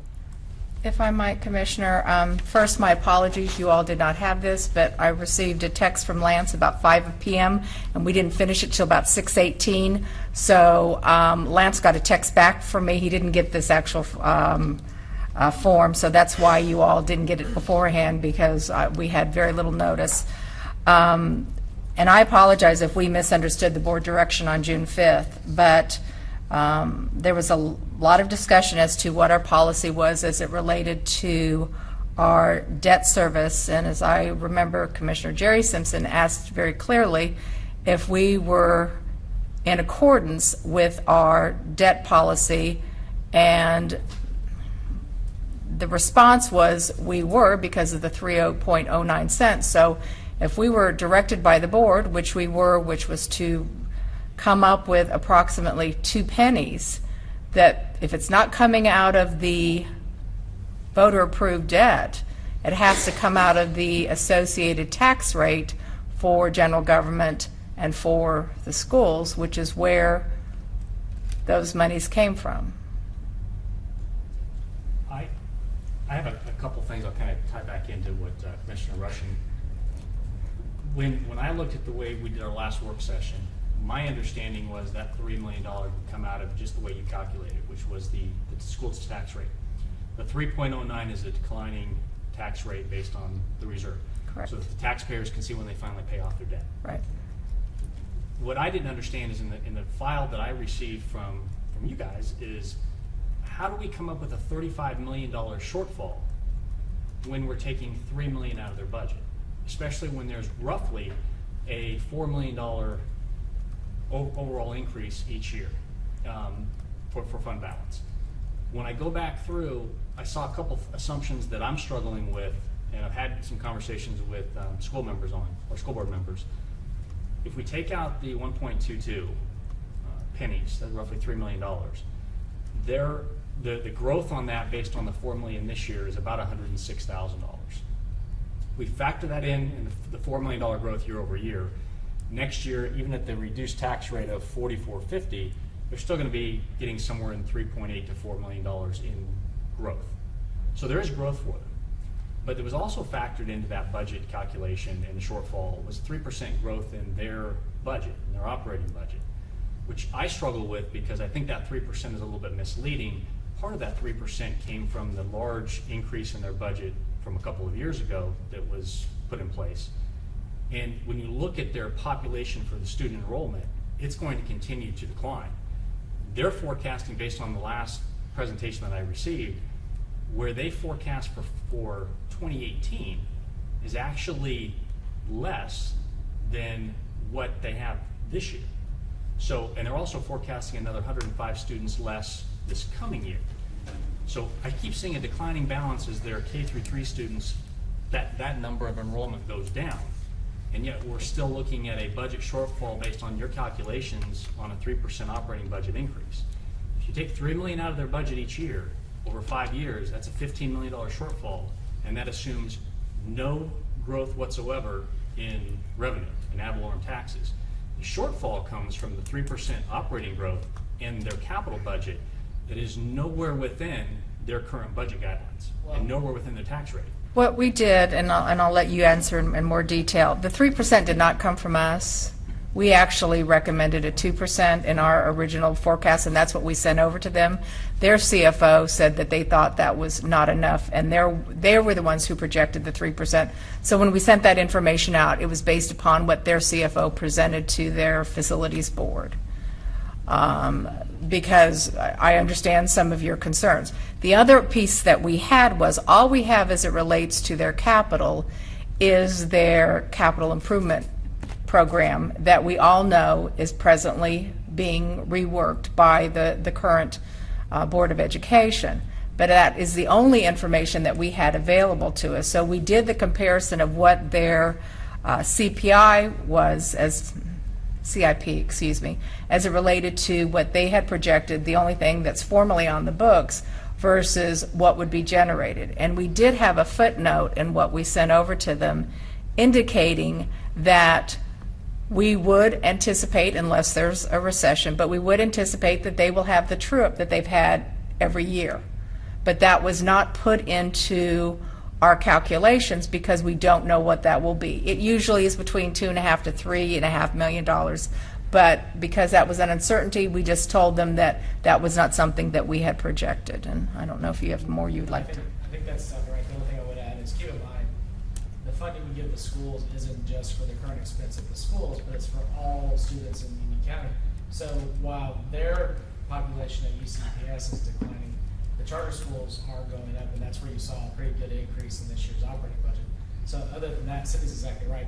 The 3% came from the school CFO, and it's based on their current CIP program. So they could mitigate that $38 million hole, or 20, depending on how you look at it, that the gap in that funding simply by amending their CIP and controlling their cost growth operationally. They can fit within that 44.5 cents.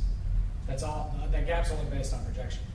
And This is a short question, but I think I'm going to end up with a long answer, unfortunately.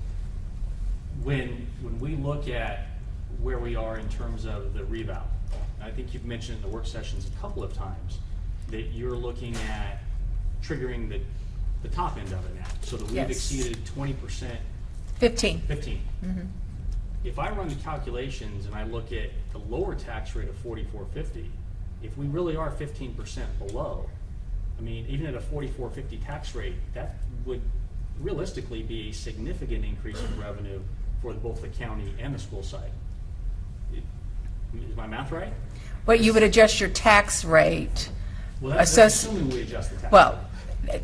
as we did when we did the reval a couple of years ago, we did not adjust upward or downward the school board tax rate, but we did adjust downward our tax rate, even though according to state statutes we would have been allowed to do something different. But we felt the laws do not contemplate doing a reval due to a recession, and so we had some really anomalies. Normally values go up, they don't go down. Where we are with respect to the reval is that, talking to John Petoskey before he retired, is that they do anticipate that we will trigger it, and so we will probably be mandated to have to do a reval by 2020 is what we're looking at. Jim, what do you think that would affect on the per penny valuation? Would that be just 15% on top of the per penny revenue we're getting now? The penny won't change. The penny value won't change from that perspective. It'll go up to 15%, but the work on the tax rate during reval is done on the rate side, not on the penny value side. Because you hear me say it during that time. Penny is a penny is a penny. It's always going to be the same thing, no matter what your rate is, no matter where that rate is. So you could see an increase, and as Cindy mentioned, in that it's then up to the board to set that rate wherever you wish. There's a revenue neutral rate which we'll provide to you. You came in, I think that was your first year, if I remember right. Right. And so there's a process for that. Well, the question I have with it is, one of the school board's concerns is by lowering the rate to 4450, that they'll end up with that budget shortfall. They're going to end up in a budget shortfall based on their projections regardless. They're spending faster than the revenue's coming in. If we do the reval and my numbers are correct, you're looking at, if there's no change to the tax rate for them, but we go to 4450 and then we were to keep that, they would go to 126 million versus the 113 that they are now, which would be a significant increase. We could still lower the rate and they would still be able to cover all of their expenses. Assuming your 15% assumption is correct, that's true. If we challenge trigger is it, there's a structural imbalance. So the 3% growth in operating is faster than the 1.25% growth in ad valorem. So regardless if you had no bond at this point and just were going straight down the road at the current rate, you have that mismatch, and eventually there would be a deficit situation. regardless of what this year's budget is. My other question I have is, on the sheet that you sent out and what I received earlier, when was the current policy established for the reserve? 20%, I believe, is 4 years? 4 or 5 years ago. I'm sorry, I don't have the exact date, but 4 or 5 years ago. So I've heard the 16 and the 20 came up. I just don't know when that was voted on and when that became policy. My first year, probably my first and second year here, we were at 16%. I've been here almost 7. So it was in that first couple, after that first couple of years that they went to the 20%.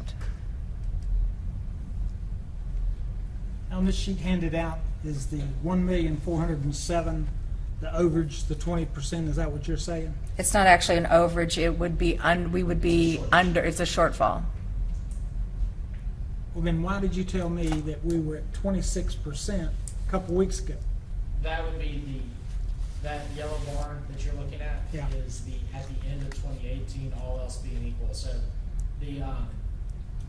right now you're at 2017, and the last year you closed is 2016. So that's a forward-looking projection based on budget. There's a lot of factors that go into that. So I don't know what to rely on. You know, if I look, the other part I don't understand is that letter of gloom and doom on the 3.09. And 10 years ago, we built 20 schools. And I know we didn't pass all of those bonds back on. That was a concern I think you had, Jerry. And why aren't we in a tailspin now? I mean, there's not any consistency. Actually, how we came up with the I think 10 cents that was passed by the board 3 years ago is we actually went back to those bonds that had been passed and tried to look at what the value would be today and came up with a tax rate, if I'm correct. That was mandated by legislature, that we had to go 10 cents. And we may have gone back and justified it, but that's not why we went up that 10% because we were mandated, we had to do it. But that 10 cents was consistent with the value of those pennies if, in fact, those voter-approved debt had been applied at that point in time carried forward. I don't understand the relationship, I'm sorry. It's, we should have been in such a tailspin because of not doing that. If your current letter is correct, that everything's going to go to hell in a handbag, I don't understand the inconsistencies. Well, one of the things that the county did at that time to offset that loss in that 10 cents of revenue, part of that was reducing and laying off 88 positions plus, and the county absorbed that into their operations at that time. Departments saw real reductions across the board, except with the exception of the sheriff's department. In addition, the county had no funding for schools capital, which was the centerpiece of the 2014 schools trial.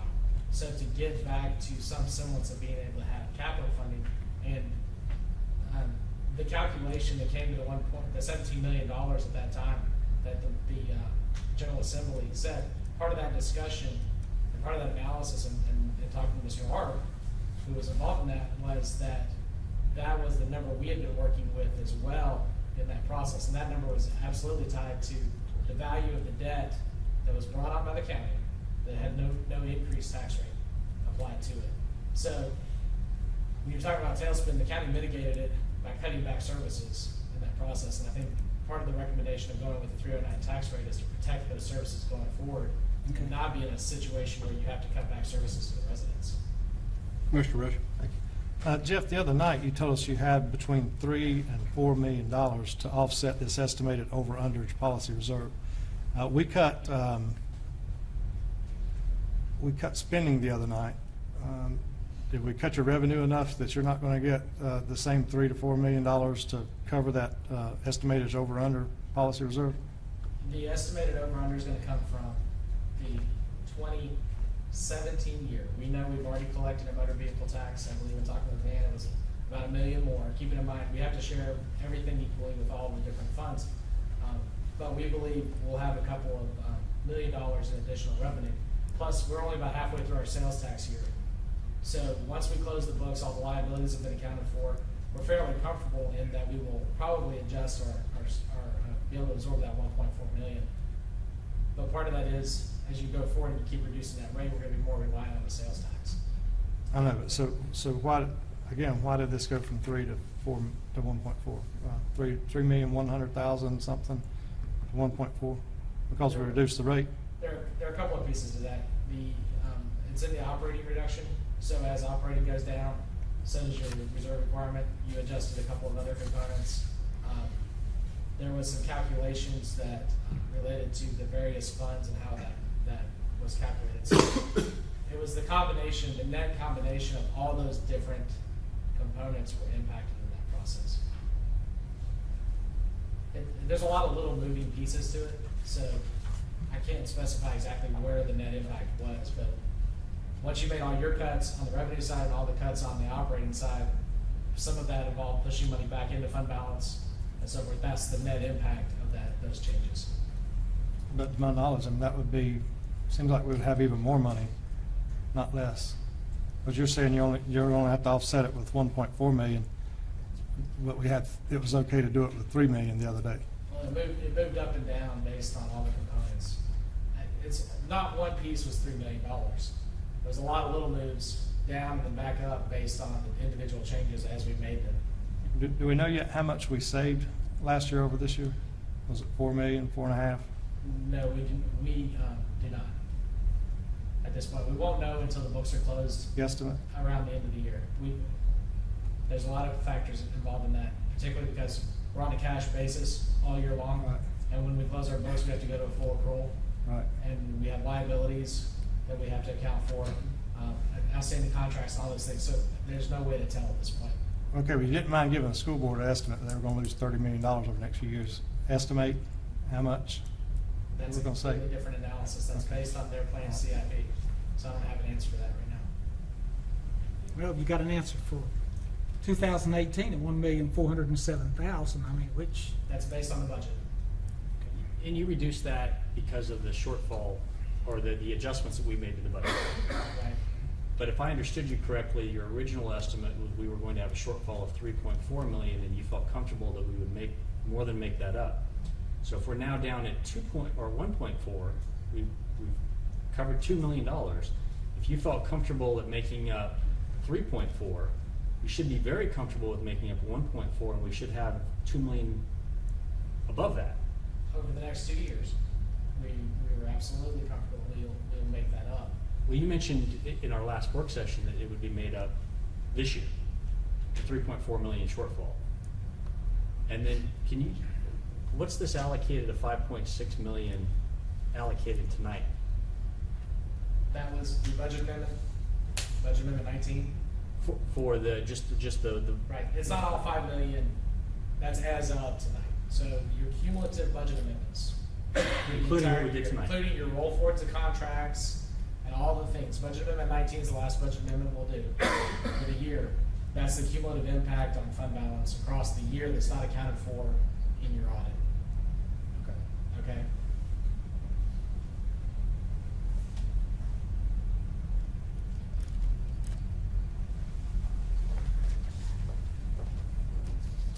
I have several other questions, but I want to make sure nobody else has questions. When I look at your proposed budget, can you explain the difference between your restricted and unrestricted governmental revenue between your original proposed budget and what we have in our documents tonight? You have, in the original proposed budget, you have unrestricted intergovernment revenue proposed at 387,000 and unrestricted tonight at 9 million, and the restricted at 3.4 tonight versus 12 million in the original proposed budget. I can. We went back to the analysis. The intergovernmental revenue comes from multiple sources. There's a piece that is attached to the state and federal government, for instance, for child welfare programming and so forth and social services. There's also funding we take for operating law enforcement in towns. And that's on a reimbursement basis, so that helps to offset. The part that, when we went back and did our analysis to get it ready for our new chart of accounts as well as tonight, we looked at all the revenue and looked at the legal obligation under the GASB definition of what restricted is. So when you see the move between intergovernmental revenue restricted and non-restricted is a fine-tuning of those accounts to say these are truly restricted by federal law, by some external, which is the definition under GASB, an external restriction versus a policy restriction. Those things then that were not restricted by an external agency or law moved up into unrestricted intergovernmental revenue, and we separated them out. Because in going back to that line item analysis, we're looking at a chart that's 20 years old, and those things have changed. So we're in the process of cleaning that up for next year, and in that process, we separate those accounts out to where they should be. So it's a better reflection, more accurate reflection of what they truly are. But the overall value The combined overall still number didn't roughly the change, same. they just changed it between the categories. And you'll see a lot of times we list them as just intergovernmental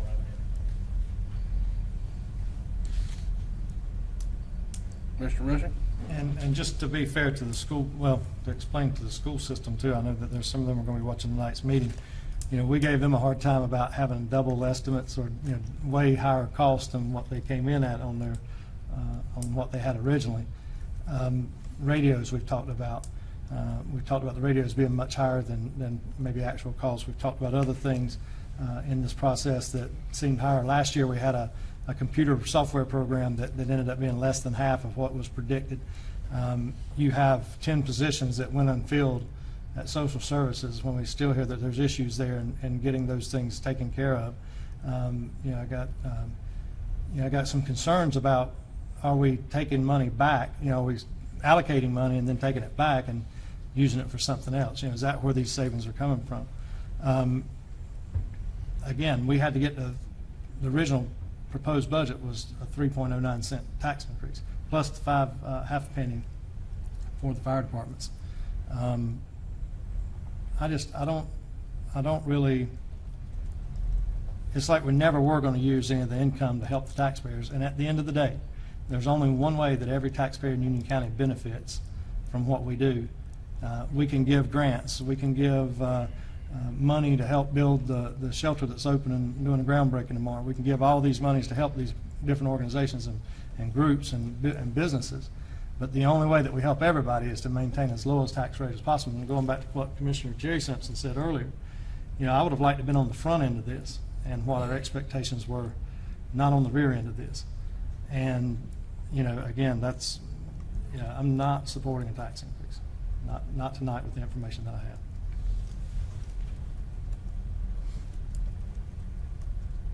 What Commissioner Rushing is saying, on the tax rate, the fire tax is highly inflated. We talked about that a month ago. But yet the inflation was left there because I guess it justified the tax increase. No, sir, that is not the case. I'm very sorry. I can't let that go unanswered. Okay. We took almost $1 million from fund balance, general fund balance, to ensure that the fire tax rate did not go up, to fund some of their one-time cost. So we did that not to justify the existing tax base, but we did that because we had available fund balance and we were trying to mitigate to the greatest degree possible the implication to our residents that require those type of services. And I agree, that's commendable, but I'd like to see you mitigate the other 0.56 since we have this excess of revenue. But our revenue streams, and we've talked about this at a number of our work sessions, is that when we have fund balance, we do not use our fund balance for recurring expenses because we don't know on an annual basis what that fund balance will be. So we use our fund balance for one-time expenditures. That's been the policy for the entire time that I have been here. I will tell you prior administrations did it much differently, but I don't believe you use believe you use your checking or savings account to pay your mortgage, because I think that just eventually causes you problems. So when we accumulate fund balance above our policy level, we use it for one-time expenditures. That's what we do not have a capital component like the schools do as it relates to what they can anticipate every year. If we don't have fund balance, we don't have a capital improvement program that year because we will not have generated the funds. And fund balance comes from, as we've talked about, property values, property taxes coming in greater than anticipated, but that's because of state statute and how we have to calculate that. Sales tax, and then unexpended funds in some departments that our departments don't usually spend 100%.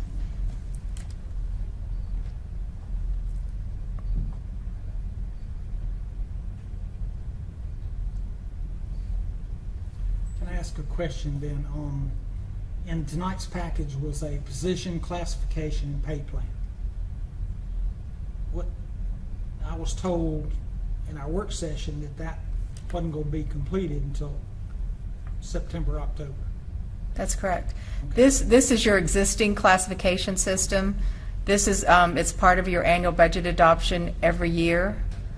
Okay. The classification and compensation plan that we discussed in budget work session will not be done until September, October. That helps because I didn't see a comparison where. Yeah, no, and trust me, we would not put it in a budget package and ask you to adopt it. That will be coming before the board with consultants' recommendations so that it's fully vetted with the board as to what their recommendations are. Well, that's a $750,000 hit to the budget. What's proposed to facilitate doing that 6-month splash to bring people what you're anticipating that the new classification is going to bring to.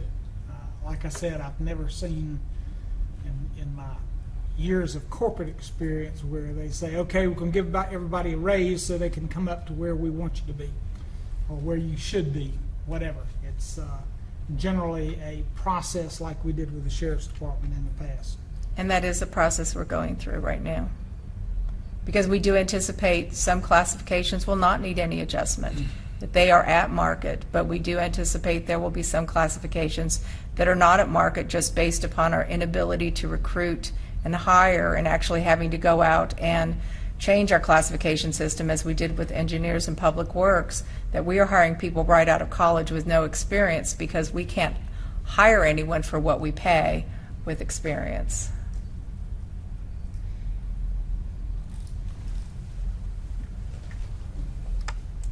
If I understand, please check my numbers on this.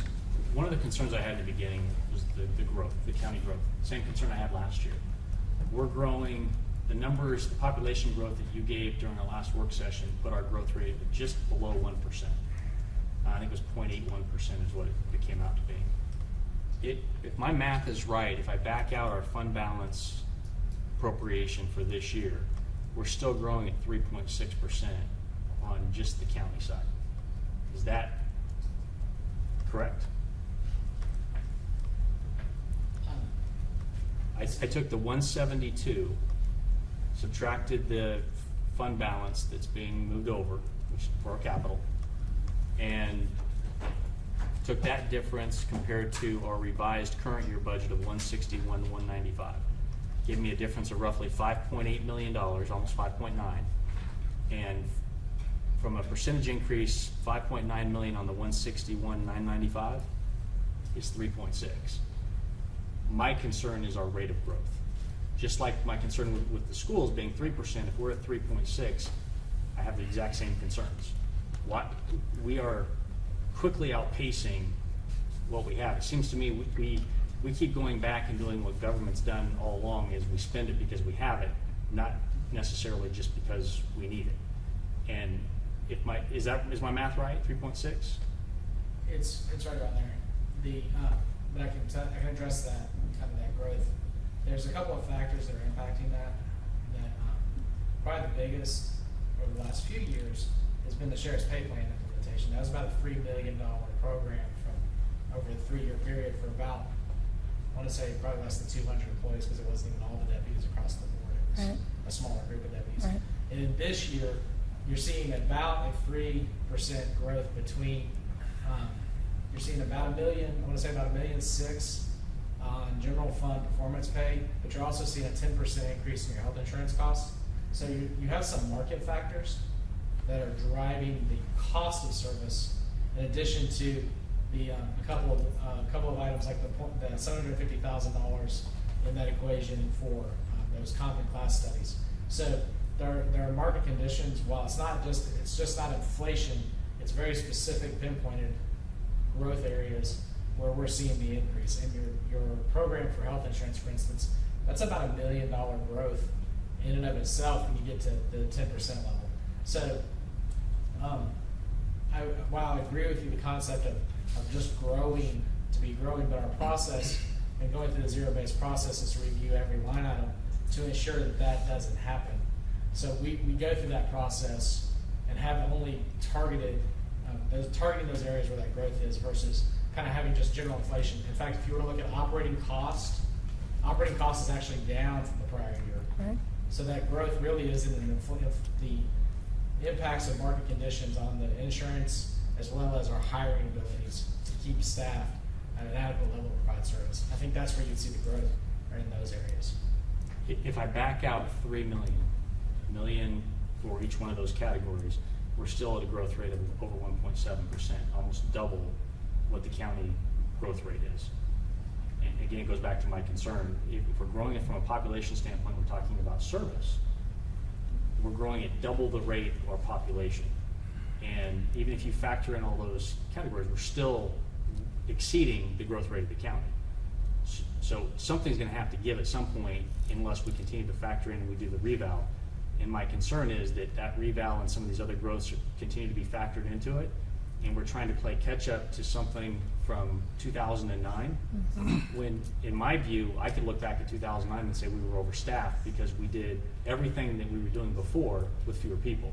So through efficiencies and excess staffing, and I know there's some burdens on the staff, but the county did it, and the staff that was here did it, and my hats off to all of them that did that. But there's efficiencies that we gained, and I just think we're kind of stripping away some of those efficiencies that we gained and by outgrowing, from a government percentage standpoint, our population growth. Well, and I would agree that efficiencies have been gained since we went through the recession and since we laid off, I think it was a total of like 120 positions that were eliminated on the county side. And we are now pretty close to being at the point where we were in 2009. And yes, we have had efficiencies. We have figured out how to do things a lot smarter than we did. But when you still look at, and I can't tell you that today we're providing the same services we were in 2009. That with some of the mandates that have come in with DSS, as to some with NC-FAST, some of the things that we have had to do, where we could get an application done in economic services in a matter of maybe an hour, and with NC-FAST it may take us 3 hours. So technology hasn't always been our friend when we look across the spectrum.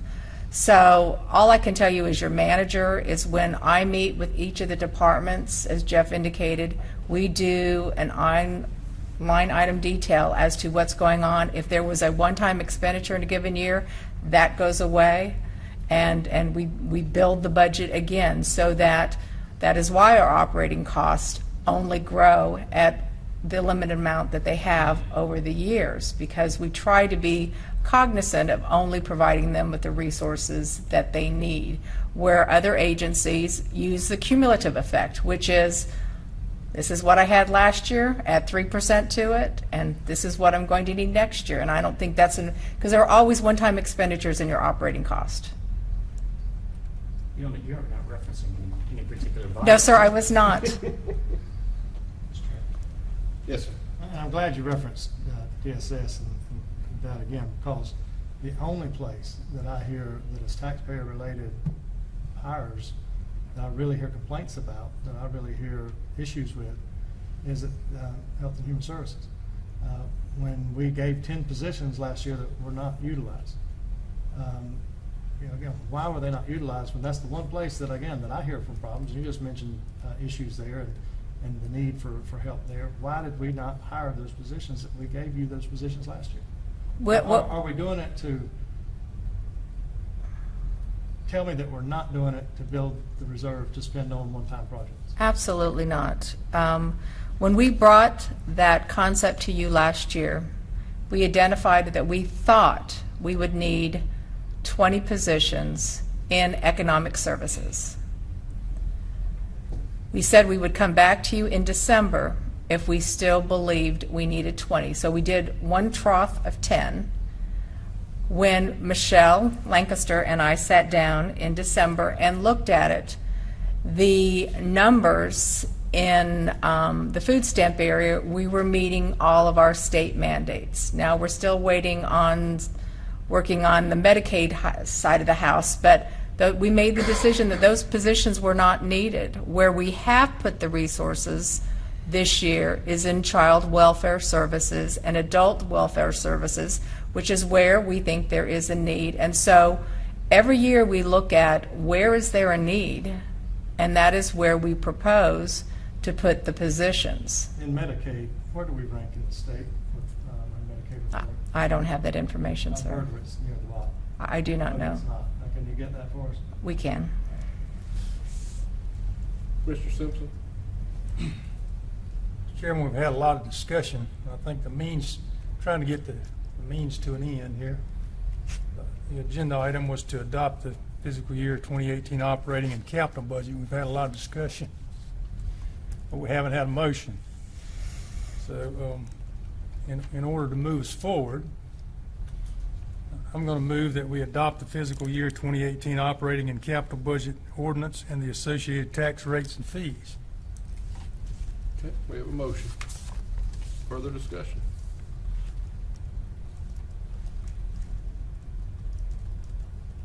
further discussion, then we'll call for a vote. All in favor signify by saying aye. Opposed? Nay. Could I continue? You may. It was my observation or perception that that's what's going to happen. It was too much concern over the current information. I thought we felt pretty good at the last work session about the work that we had done and the information that the schools had provided us in terms of a compromise. I thought we worked hard on taking some items out of the budget, postponing them till next time. And Commissioner Simpson, kudos to you. You worked real hard that night to point out things and bring that tax rate down. And in fact, you corrected me. I said it was cuts. You said no, it was just controlling the cost of government. And I appreciated that. Do we have that information, Manager Kodo, in terms of what that would be in terms of a 2018 operating and capital budget ordinance? Should we have applied all of those things that I thought consensus that evening? We did apply. What you have in front of you That's it here? Yes, everything that you directed us to reduce or eliminate. This includes the 2.18 million from schools? 3 from schools. 3 on this? Yes, sir. We took your direction because you voted unanimously to give us that direction. Well, then, That is what we proposed to you. It is no longer, at May 22nd, I told you this was your manager's recommended budget. The signal was very clear to me on May 22nd that majority of the commission was looking for a lower tax rate because of the voter-approved debt. So we came back on June 5th with recommendations to you. The board took some of those recommendations and then added some additional controlled cost or reductions to the budget. And that is what we applied to this budget that is before you this evening. So it embodies everything that we were told to do on June 5th. my apologies. I would not recommend anything else. I thought in our conversation that the information supplied from the schools, that there would not be any changes in there. What you all asked of the schools was, would they please respond to a $3 million cut? That letter was sent from our chair to their chair, and I did not get an official response. I received an email from the superintendent indicating that they chose to take no action on that issue, and I actually watched the tape of that meeting, and that's exactly what they did, is they took no action, which to me means they did not accept what we had sent to them, but since the board had indicated as part of their motion that there was to be a $3 million cut, that is what we placed in the budget. Sounds like we have a stalemate. Well, conversations with some of the board members, and I asked them about that. And they said, you know, we really don't know what to do because we get manager telling them 2.1 at first, and then they get your email, and then chairman sends a 3.1 at our direction. And they just said, I don't know which way to go. So the best thing to do is just stay where they're at. We've got to get in sync where, you know, which one of us is going to be given the direction, what we're looking for from boards. I was trying to meet the board's, maybe it was not a voted direction, but on May 22nd, it became very evident from the majority of the board that you expected your manager to come back with some suggestions as to how to reduce the tax rate. In order to do that, I could not find what I heard from you all entirely within the county's budget. So, in looking at who is the majority receiver of taxpayer funds, being the Board of Education, we looked at them, we went to the sheriff, The sheriff agreed with the dollar amount. He agreed with all of my recommendations with one, but he substituted with a like amount of money on a recurring basis, so he was fine with where we ended up with him, and we made all the adjustments that you requested of us in the county budget.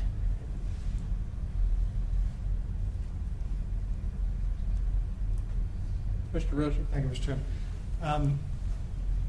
Back before Commissioner Lance Simpson and I came on the board, the taxes were raised to meet a goal of, I think, $19.7 million per year in capital for the schools. Is that correct, Jeff? At that 19.7? time, that was the dollar value. Right, It's in 19.7. the neighborhood, I don't know exactly. Since then, that's been moved down to about 18 million in this year's budget for capital for the school system. I believe it was in the order of It's 16. yeah, it's based upon tax rate as to what they submit to us. I've heard 18 million, so But it's what they submit to us based upon their needs, and that's what we have to evaluate. What in the first year that they received 19 million, part of that was fund balance. So their capital account, ever since we went to the bifurcated tax rate, and ever since the year that we raised the tax rate on the schools, in fact, does include some fund balance, because since we have two separate tax rates, if their tax rate generates more revenue than anticipated, we ensure that they get the money. that's right. And so the extra money they got this year from the true up, from their rate, they were talking about using that to offset the cost of their bond, meaning that they were going to have to find ways to move projects around, delay projects, save money on projects, whatever they had to do. Again, $2 million was saved just on roofing this next year. Now, will that go on? No. Do I wish we had the money back for the roofs that we shouldn't have put on? Yes. But this is not that school board's fault. This is not this school board that's to blame for that. This school board is working with us. They're having discussions with us, and in good faith, I went to them and asked them, can you live within your existing capital? Can you make do and use that money for that $54 million infusion of cash that you're going to get? And can you go on with this? And instead they were told, no, you're going to lose $30 million. Scared them. I don't blame them. It was meant to scare them. No, sir, it was not. It was meant to educate them. And I apologize if you and I were not in sync. If they keep their 45.72 rate and live with the money we're giving them, the $18 million that we're giving them, and they make that work through savings, efficiencies, or whatever. Just like tonight, the projects that came in were under and over and all that stuff. If they find a way to make that work, that's their only request, was let them find the way to make it work. That we give them the money and let them figure out how to use it, which is completely reasonable to me, to let them figure out how to use it. Not take away a penny and a half. Not take away a penny and a half from their tax rate. Leave them at their current tax rate. Now it's up to us to decide where we're going to go. And if we can get there, if we can stay at our current tax rate, or we'd have to drop enough to justify that 3.09 cents if we're going to keep it as a separate line item, then we're going to have to drop our rate enough. But if they're going to stay within 45.72, that would be a penny and a half, because they're staying at 45.72. They're not dropping, and they're not going up. They're staying the same. If we stay the same, then we should have to come up with the same amount of money. But we didn't stay the same. We dropped our tax rate as well. Right. And we should be able to do that, because that's the only place it can come from. I'm telling you, anything with that 3.09 cent hanging out there by itself, anything that we do, anything that schools do, is going to lessen that tax rate. Both of them. If they find deficiencies, if they find cuts, they go to 44. They don't stay at 45. If we find them, we go to 20, whatever. We don't stay at 27. We don't stay at 28. We go down. Because to get to that rate, to get to where we are now, any cuts, any chance of cuts that we make is going to drop the rates accordingly. So there's no incentive for them, if they want to stay at 45.72, there's no incentive to take their rate any way down. There's only incentive for them to spend. There's no incentive for them to save. But if we start whittling away at that 3.09 cents, that's the incentive for the save on both sides. But the 3.09 cents, as Jeff indicated earlier, was structured in such a way so that it was the lowest tax rate possible for all of the residents, because of the way we structured the debt so that you're not paying the higher rate. We level loaded it. And within the schedule that I think we've shown to the board multiple times, it reduces over time, which those residents, I think Commissioner Lance Simpson made this comment, those residents will see, this is what I voted for, and yes, I will receive that debt continue to decline over the 20-year horizon until that debt is in fact retired. Because the schedule we have shown you shows that in future years, that debt does decline, and that associated tax rate will be reflected to the taxpayer. But I still the other day didn't get the answer of where does the extra money generated by that penny go? Where does the true up go? Where does It goes to future debt payments, so. Okay, The idea is that you but we build can't pay it balance off and drop faster. down. We can't pay it off faster. We can only pay it off at the rate you said. If we pay it off sooner, where does the money go then? You can reduce your tax rate, Then, in 20 years. or in 10 years, or in 5 years. The 3.09 rate is set to trail off after about 7 years to start declining in like 0.2 increments. So you could, assuming, because there's some assumptions, if the debt, you issue the debt at lower interest rates, you can trail that rate off faster. So you start setting that rate when you start to see declining payments, you start to reduce that rate in accordance with the declining payment, so that eventually at your very last payment that rate's zero, because now you've emptied that fund. I think that's a similar question that I have. If you look at revenue growth on what we're doing right now, which is roughly $87,000 per penny, if next year that 3.09, the revenue growth alone will count to about $260,000. What bucket does that $260,000 go into? That, for the growth is factored in for the 309. Okay. So that's already assuming a certain level of growth. If there is growth, let's say that we factored in 1.2% growth in general across that spectrum. If it comes in at 1.4%, that extra 0.2% of revenue growth will go right into that debt fund, so that in 2 or 3 years, when you start to hit your peak and start to decline, and you're on the downside of that peak year, then you can, instead of taking it from 309 to 3 cents, you could go 309 to 290. So you start, the goal then, once you're on the declining side, not the peak year, you can reduce that tax rate faster to a lower level. But right now you're on the front side of that, so you're climbing that mountain to the peak. Once you issue the debt and you've locked in, because GOs will be 20-year fixed rate bonds, you know what your debt service is, short of calling the bonds at 10 years or whatever provisions you make in your bonds. So you'll want to be able to reduce that rate faster on the backside. But right now we're on the uphill side of that equation. So we made some assumptions because we don't know what that is. So there's a lot of things that will impact that rate. And the intent, I assume, based on the board's decision at that point, you could do one of two things. You could reduce the rate, or you could push that rate differential back to the school fund. Either one of those will be a board decision at that point. So what's the difference in them just doing it from their money? Just like I talked to them about, doing it from their money on their side, and us do it from our side with our money. The difference is, at the end of the day, the schools can't carry debt. So you'll have to take a piece of the school funding and keep it on the county's books to be able to pay the debt service, because the schools cannot Wouldn't that be carry an GO debt. intergovernmental transfer? Excuse me? Wouldn't that just be an intergovernmental transfer? It will, but it won't be money you appropriate to the schools. And if you take it and you do it just in time and not at the smooth rate level, that impact is $5 to $6 million in its peak year, not 3.8 million. So it's pay me now, but they'll get their money now, but they'll take a significant hit 3 to 4 years from now, 2 to 3 years, depending upon when you issue that debt.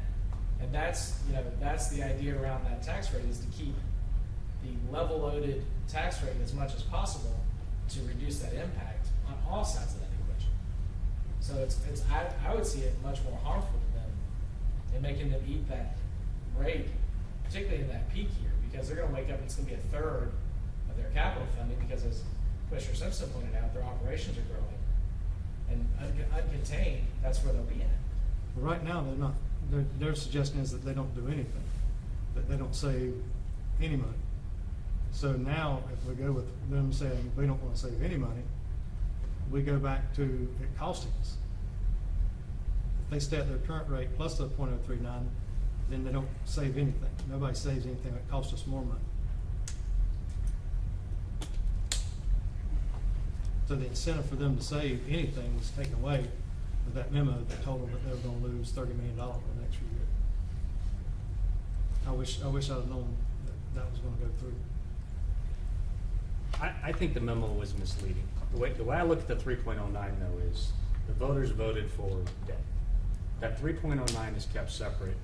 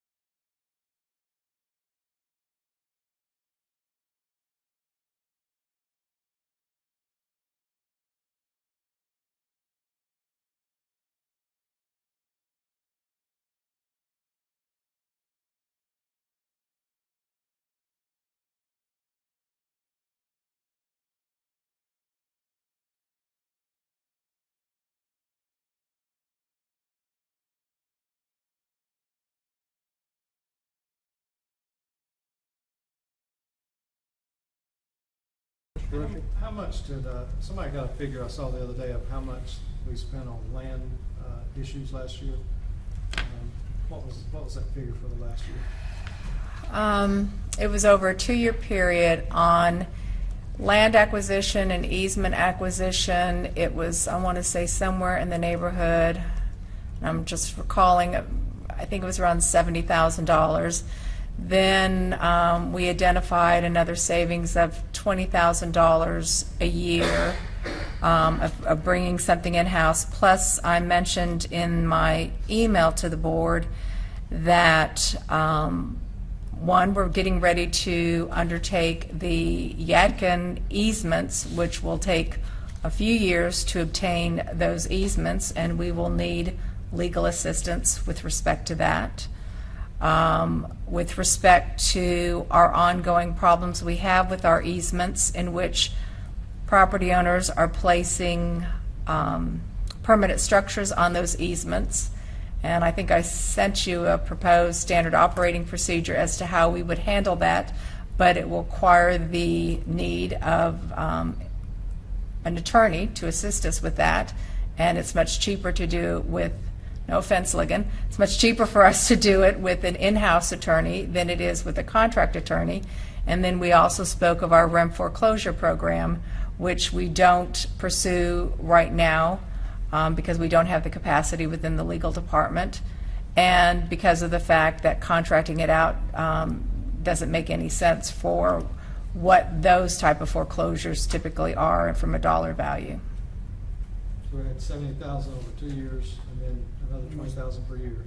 Plus 2 programs that will not be able to be affected without additional resources, which will one will help our utility department in working with easements that are not appropriately used by some property owners, and one will bring additional revenue into the county, because we don't do anything with that program right now.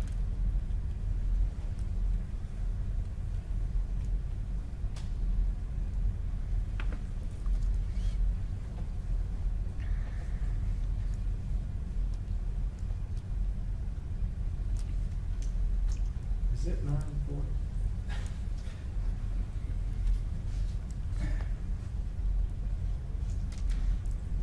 So I guess at this point, we kind of need to provide a little direction as to what we want staff to do. From my standpoint, I would ask that rather than sitting here tonight and us doing what we did last year, I would rather schedule another session that hopefully can be a little quicker, and ask staff to see what additional cuts you can make to get us closer to that 1.7, 1.5 growth rate. And from my perspective, Is that the 493,000 you spoke of? I'll stick with 490. It's 643, but I'll stick with 493. If you can get 500, we're good. We're close enough. That puts us closer. I don't believe that the 3.09 can be absorbed in revenue growth. And the only way we can do that would be to change our policy on fund balance. And then we get into a kind of a cycle from the next year. So I would ask staff, from my perspective, if you can find another $500,000 in cuts, then I would be okay with that, with the budget as it's written, less the 500,000.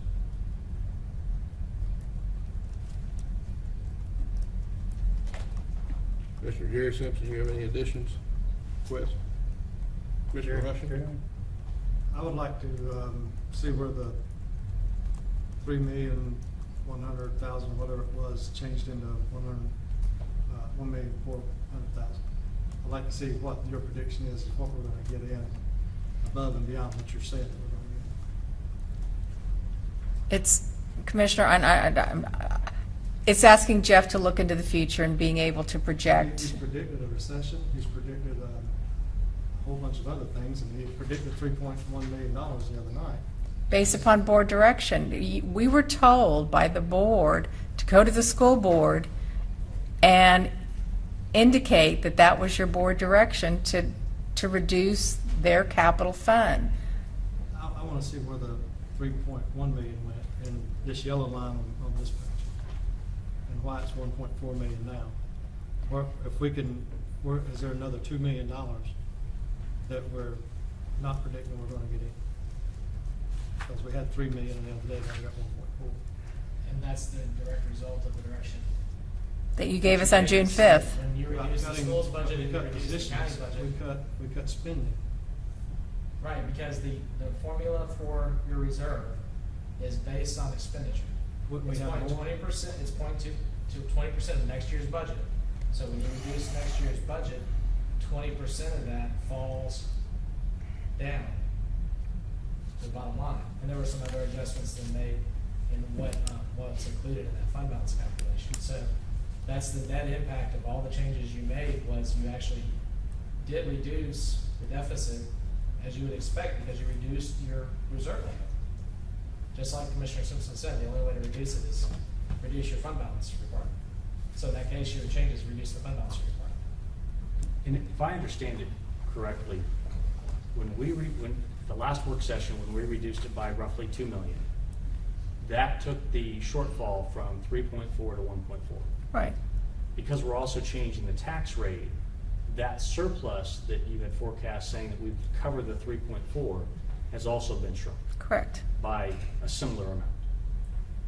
There'll be a net impact at the end of the day. So I think using your best guess, if you could estimate, and it's only an estimate, what you think, given the new tax rate, where we would come in at year end, because you felt pretty comfortable that we would recover the 3.4.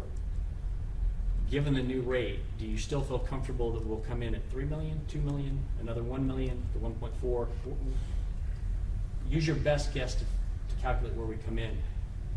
Our growth rate on the sales tax side is growing at a pretty rapid rate.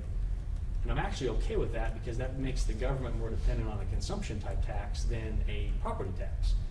And I'm okay with that. But it is also more volatile. It is, but I like consumption tax. I think you tax on what you spend. That lets people keep what they earn, a little bit more of it. And I'm fine with that. But I would like you to kind of estimate where you think you'd come in on your best guess so that we can see, are we going to come in close? Or are we still going to have a little bit of a fund balance left over that we can work into? And I know there's some projects that we're trying to save up for that I'm not opposed to those. I would just like to see, based on the new rates, where you think we're going to actually come in. If we could make up the 3.4, what would we make up now at the new rate? And you're thinking at the end of 18? At the end of 18. Or where you think you're going to come in. Well, you felt very comfortable that you can make up the 3.4. The reason I feel that way, and we talked a little bit about this during the projections process, is because that at, say, $3 million is still less than, it's about 2%. And that's within the margin of error on forecasting. So I don't know where exactly it'll be, but 2% when you combine expenditures and revenues isn't insurmountable from that perspective. That's why I say I'm comfortable with it, because I know what our history is, and we are typically in that 2% range. That's why our sensitivity is 3%, because we feel like if we're in that collar, then we're good. The challenge we have is if you budget off of that and you miss it one way or the other, say we roll back expenses 3%, then you don't have enough to do the services you need to provide at 100%. Or you overestimate revenue, then you've got too much expenditure going out and not enough cash coming in. So it's really, that's why we do the capital the way we do, is it's on the backside of the equation, because it's all known at that point when everything's accounted for. But I would rather that we come in short in a year and have to pull some money out of the fund balance that is at 20% and make an adjustment for the tax rate that next year to adjust for whatever that shortfall is to make up the reserve, than have extra out there every year that we're taxing the residents more than what we're actually spending. And so I'm okay with a little bit of a shortfall. If we have to, we can pull it out of the fund balance as long as we're not digging into it too deeply. I think that's a bad move as well. But when I look at the projections, we were up 4.3 million for you're proposing an increase in sales tax revenue of 4.3 million between 17 and 18, but only 2.7 between 18 and 19. And I know that's a volatile number, but that's a big difference. So when I look at the numbers, part of that revenue growth is going to come from sales tax. Part of it's going to come from ad valorem rates, growth in the county, and part of it's probably going to come from the reval that's going to trigger. If the reval triggers, if we don't adjust taxes, that's 15% increase. That's a huge windfall for the county. So taxes at that point, the rates would have to be adjusted downward. And that's typically what's happened in revals when the values went up, is your tax rates were adjusted down because you had those additional revenues coming in. And I'm okay with moving it that way. So I look towards the future. I think we've got a little bit of room this year to play with because we know that trigger for the reval is on the horizon. Yep. Anything to add?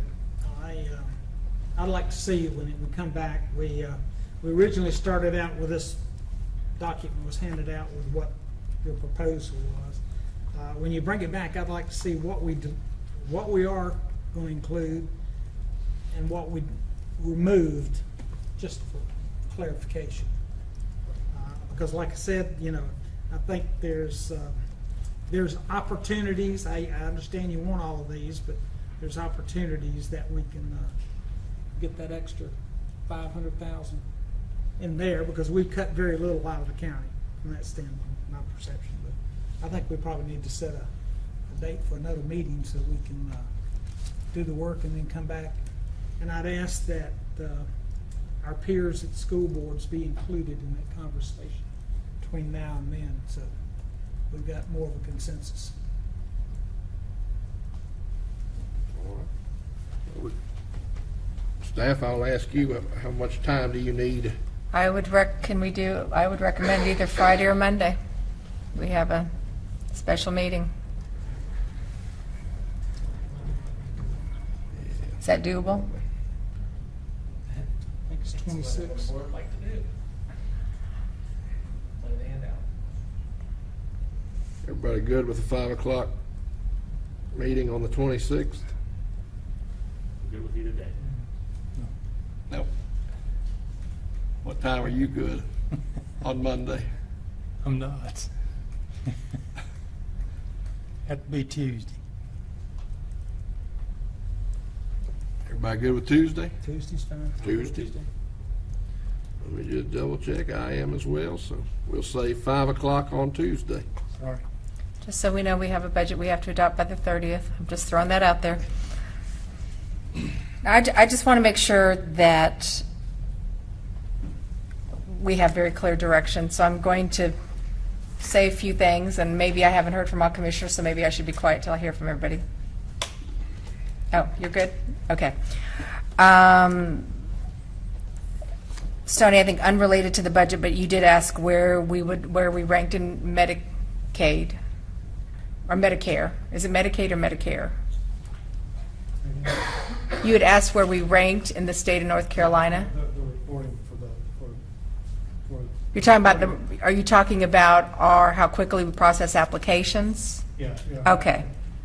Okay. Are we meeting requirements, and what are we ranking the state? I think Michelle may have somewhat addressed that at the last work session, but we'll get more definitive information for you. Commissioner Lance Simpson, I understood you to say you're looking for around 500,000 Yes. in additional reductions. Okay, then I have written down, and I'm sorry, it's probably because the chairman did not give me a break at all this evening. So I have new tax rate year end. And that may not make any sense. Does that make sense to you? What I have is best guess calculating where we'll come in at the end of 2018. Okay, Based on the revised tax rate at. okay, Revised tax rate. okay, all in. okay. And then Commissioner Helms, you would like for us to reflect what was included and what was removed from the June 5th to the budget you saw this evening? That's correct. Okay. Is there anything else, expectations for staff? Okay.